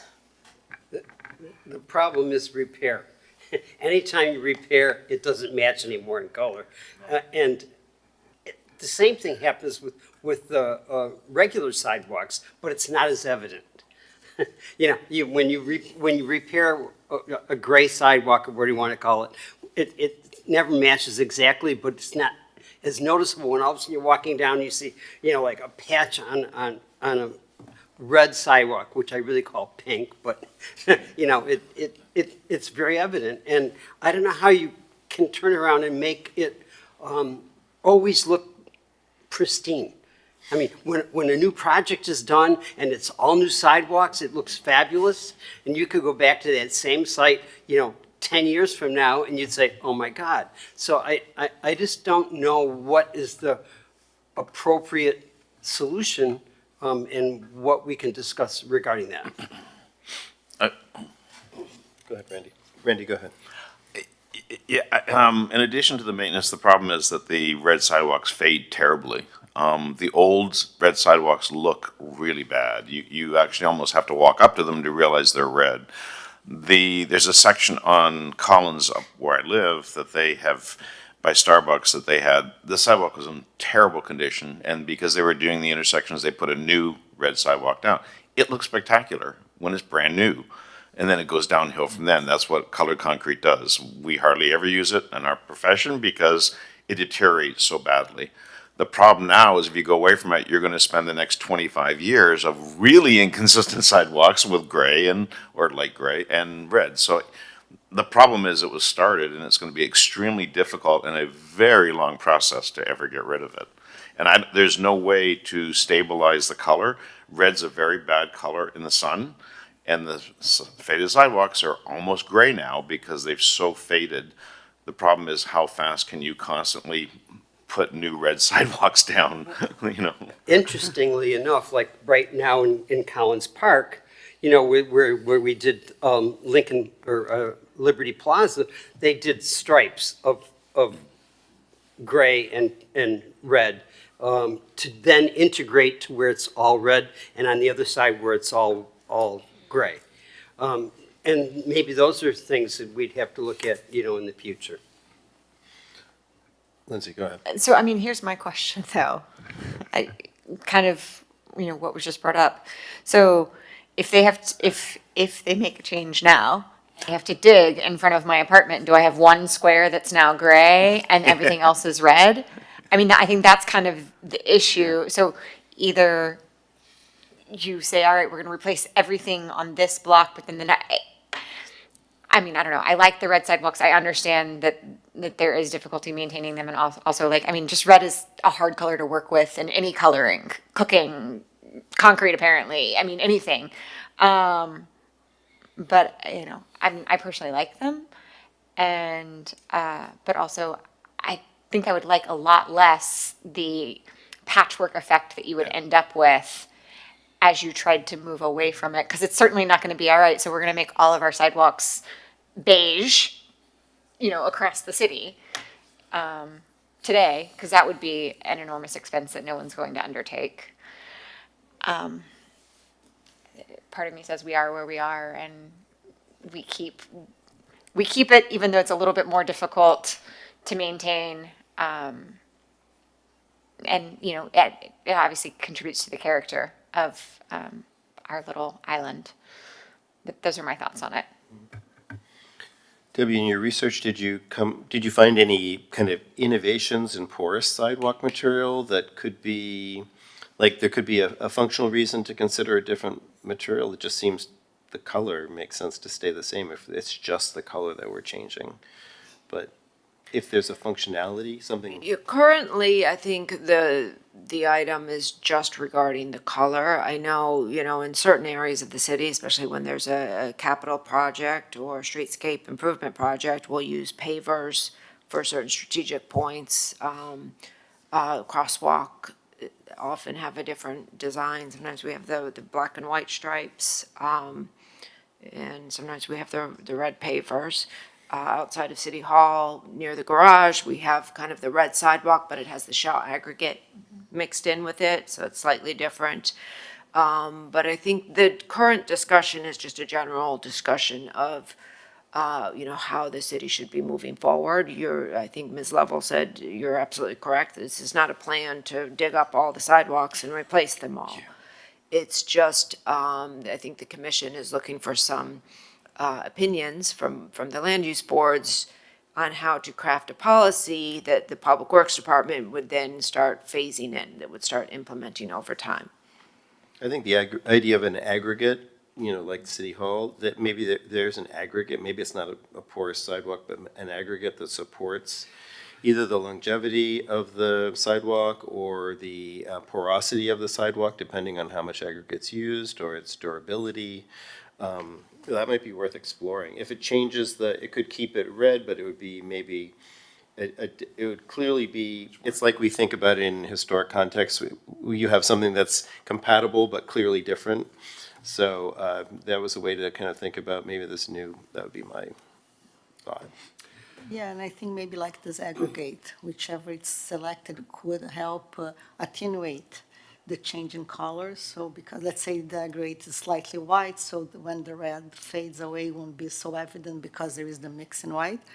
And another midway step could be whenever there is a repair, that the repair is not only the little patch, make like a minimum area around the patch that needs to be integrated into the repair. So at least you don't have those little areas of new red in the middle of everything that's faded already. I believe that concrete can be stained.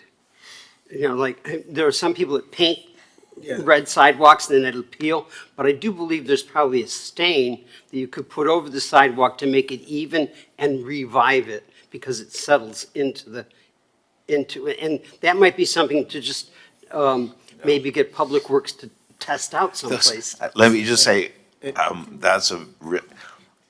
looks okay the day they do it, but if you think the red sidewalks deteriorate, the stained and painted sidewalks will just go down even. Yeah, definitely, but I But thought the even same- the stain, unless it's done at the initial installation, you're just putting a surface treatment on, and wear and sun will just take it right off. Okay. You know, it's just, it's downhill from the minute you do it, even though when you do it, oh, that looks pretty good today.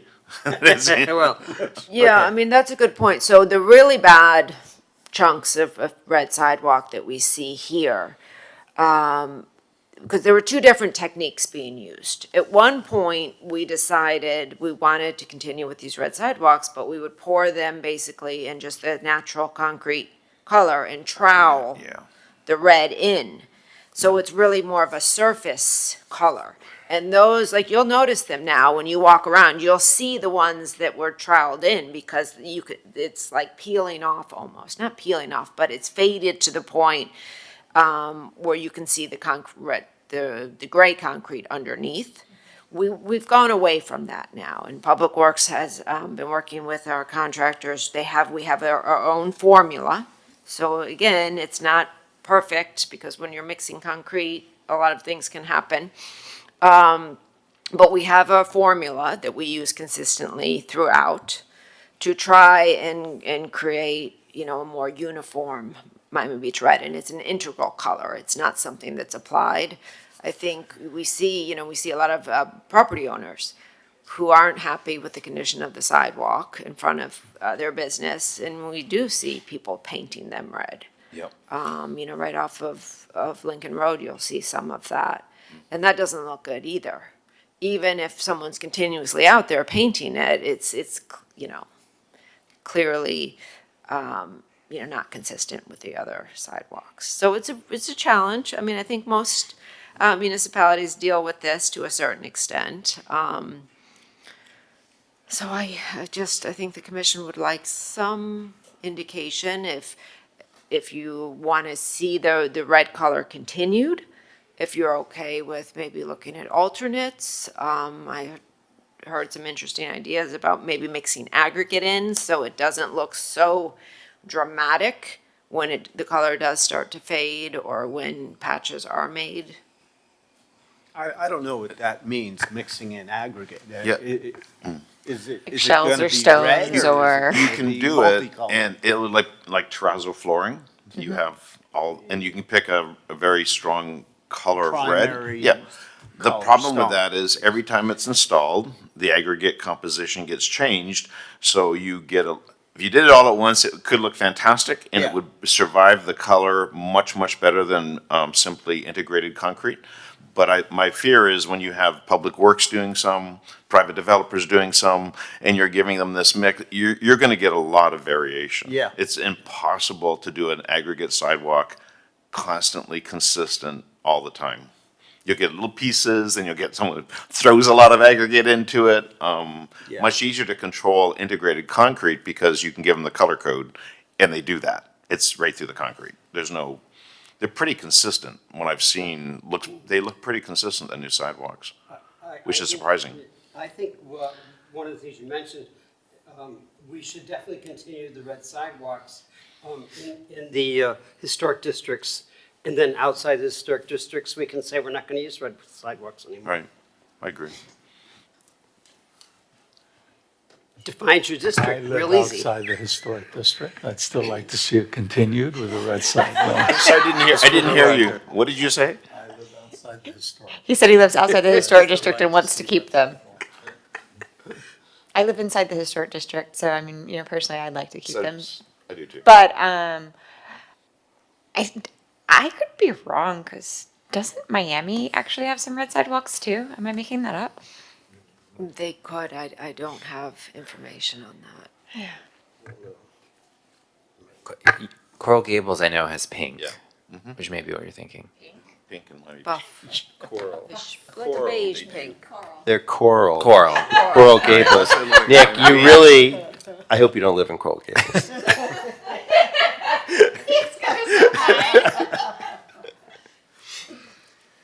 I don't know. What initiated this conversation now? I don't know. We've You been don't know. talking about this for years. I think it was in the 60s that I was reading some council minute meetings, and there was a decision to go with green because nobody liked the red back then. And then someone, I think it was Harold Rosen, that said, we're not doing Christmas? this, it's gonna cost too much money, but there was a decision at some point that everyone agreed, let's change them to green. More recently, in 2010, it was a maintenance issue. It was the fact that they weren't looking good. I agree with Randy, the newer ones, Public Works is doing a great job, or whoever our contractors are doing them. They're better. They're much better than they've ever been when they're new, because the color is a lot more consistent now. So I think we've been struggling with this for decades. And the question came up again, I'm assuming because of the same types of issues, that in certain areas, it's not looking good. And those may be the older portions of the sidewalks. Is this purely a question of application and preservation, and not in the historic preservation sense, but in the preservation of the sidewalks and making sure they continue to look good? Or is it a question of it's more expensive to do it the way that we're doing? I just want to understand I don't think that. it's a cost. I don't think that the discussion initiated at the land use committee or the commission level has anything related specifically to cost, from what I've heard. It is more, but it's probably not. Nominal? It's nominal. The amount that they're doing, and it's become so common that they're pretty well, they've done all of Indian Creek Drive. Yeah. I mean, you I know, figured it was because of pretty the raising nominal, of the but I just roadway. wanted to know if it, we're paying 3x more for red Technically- sidewalks. Technically, color integrated concrete is more expensive because it's one more process. Right. It's not just gray concrete. That's fair. So Okay, so, I mean, but. I'm so- guessing fairly small increase. Okay, that's what I wanted to clarify. Thanks. Do we want to pass on a resolution?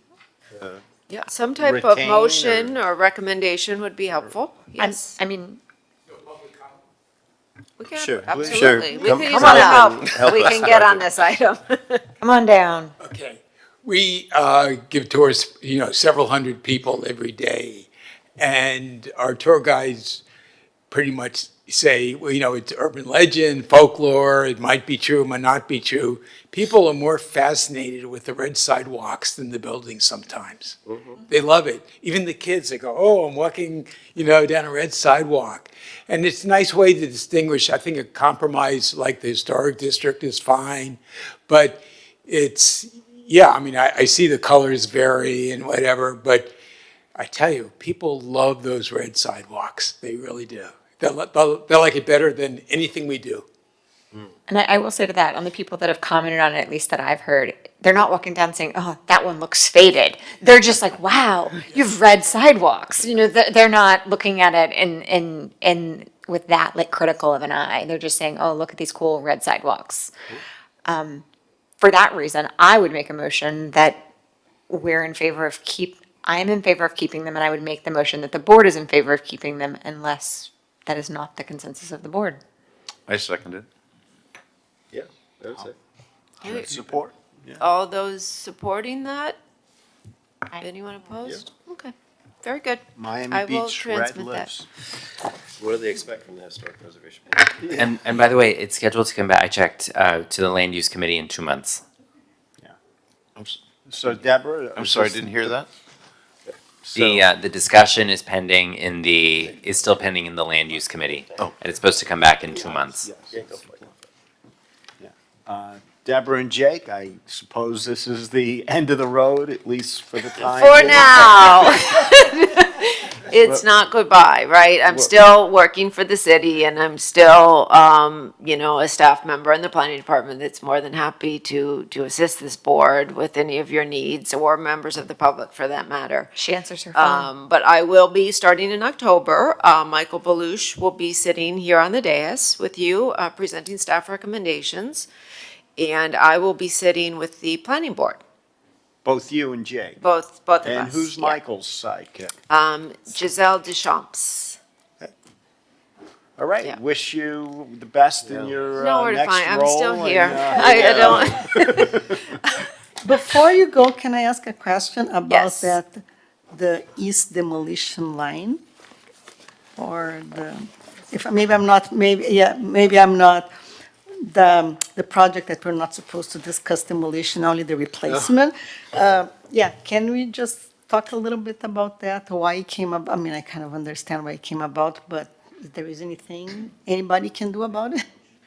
Yeah, so this is part of the, what was called the Resiliency and Safe Structures Act. It was actually brought up in a much more expansive manner, what was it, in 2023? That would have created a major preemption of not only this board, but a lot of other municipalities would have been affected. That initial bill would have included our architectural district, which is, Ocean Drive, Collins Avenue, and South Beach, a much greater area.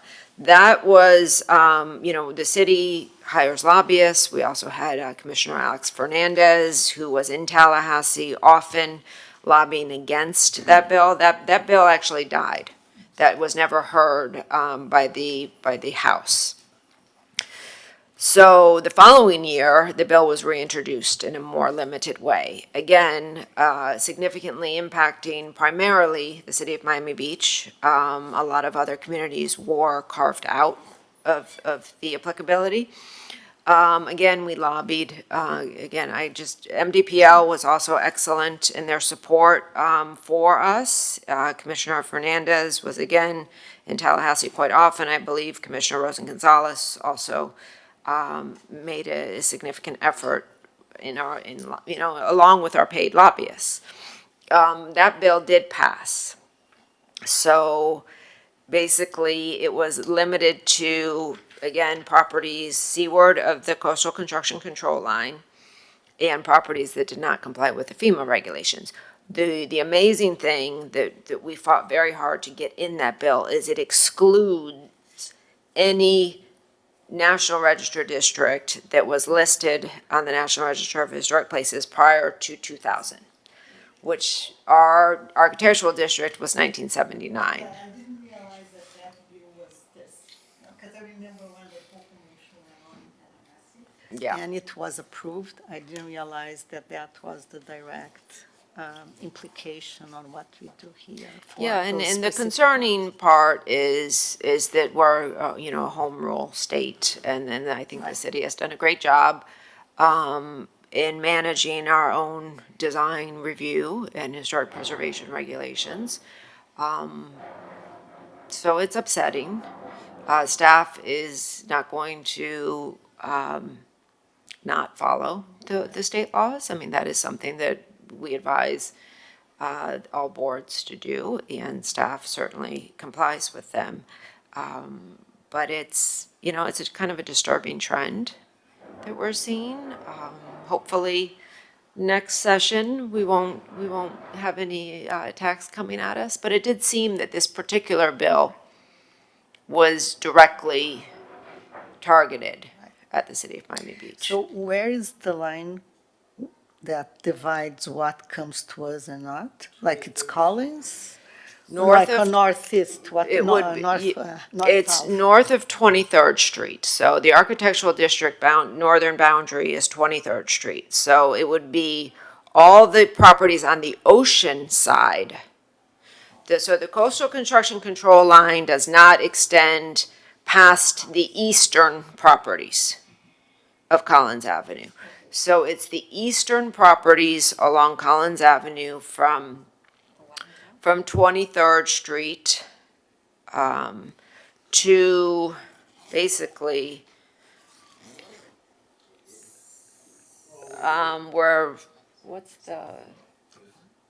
where's North Shore Park, 77th.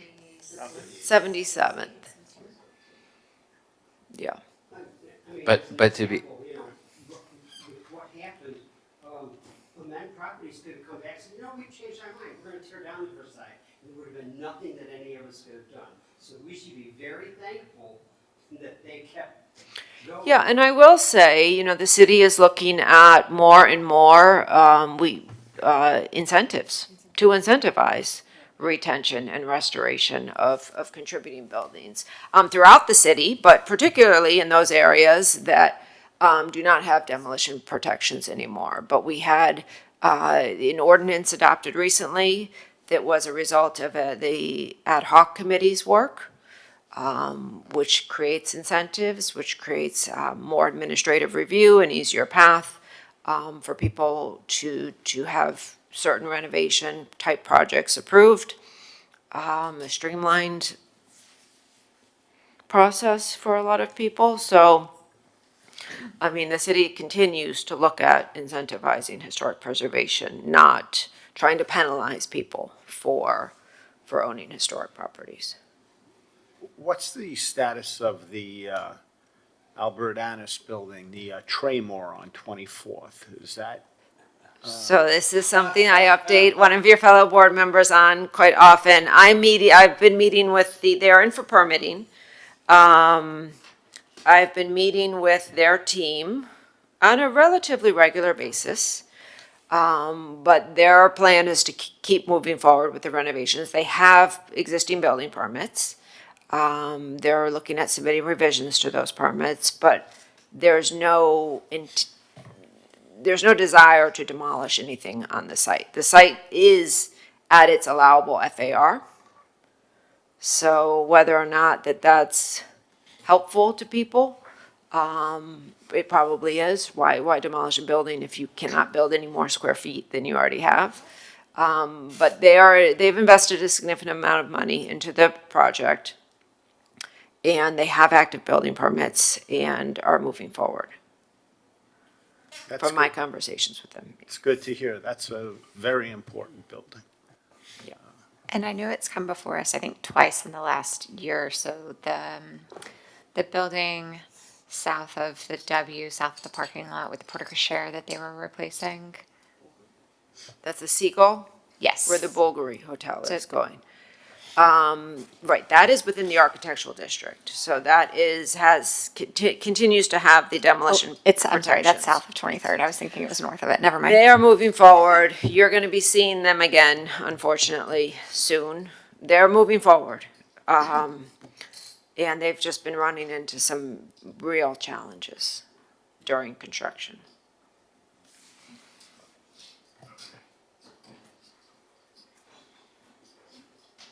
And you're keeping Michael, how are you and Michael working together in this transition period? Just so we know his what office- what he knows, because you know a lot. Michael's office is literally right next door to Okay, but he mine. better, And like, so we have be been taking we've classes been with kind you. of double duty. I've been in a lot of meetings with him recently on historic preservation board projects. I will continue to do so. And Michael is helping me tremendously with the planning board applications. So, I've known Michael for 20 years and we're good. We're working really well together and I am here for anything you guys need. I'm not going anywhere.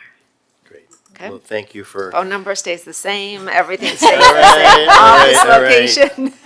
So if we want to see you, we have to go to, You can just call me, planning. email me, or just give me a shout out during your next HPV meeting and I'll come down. Okay. Thank you, thank you.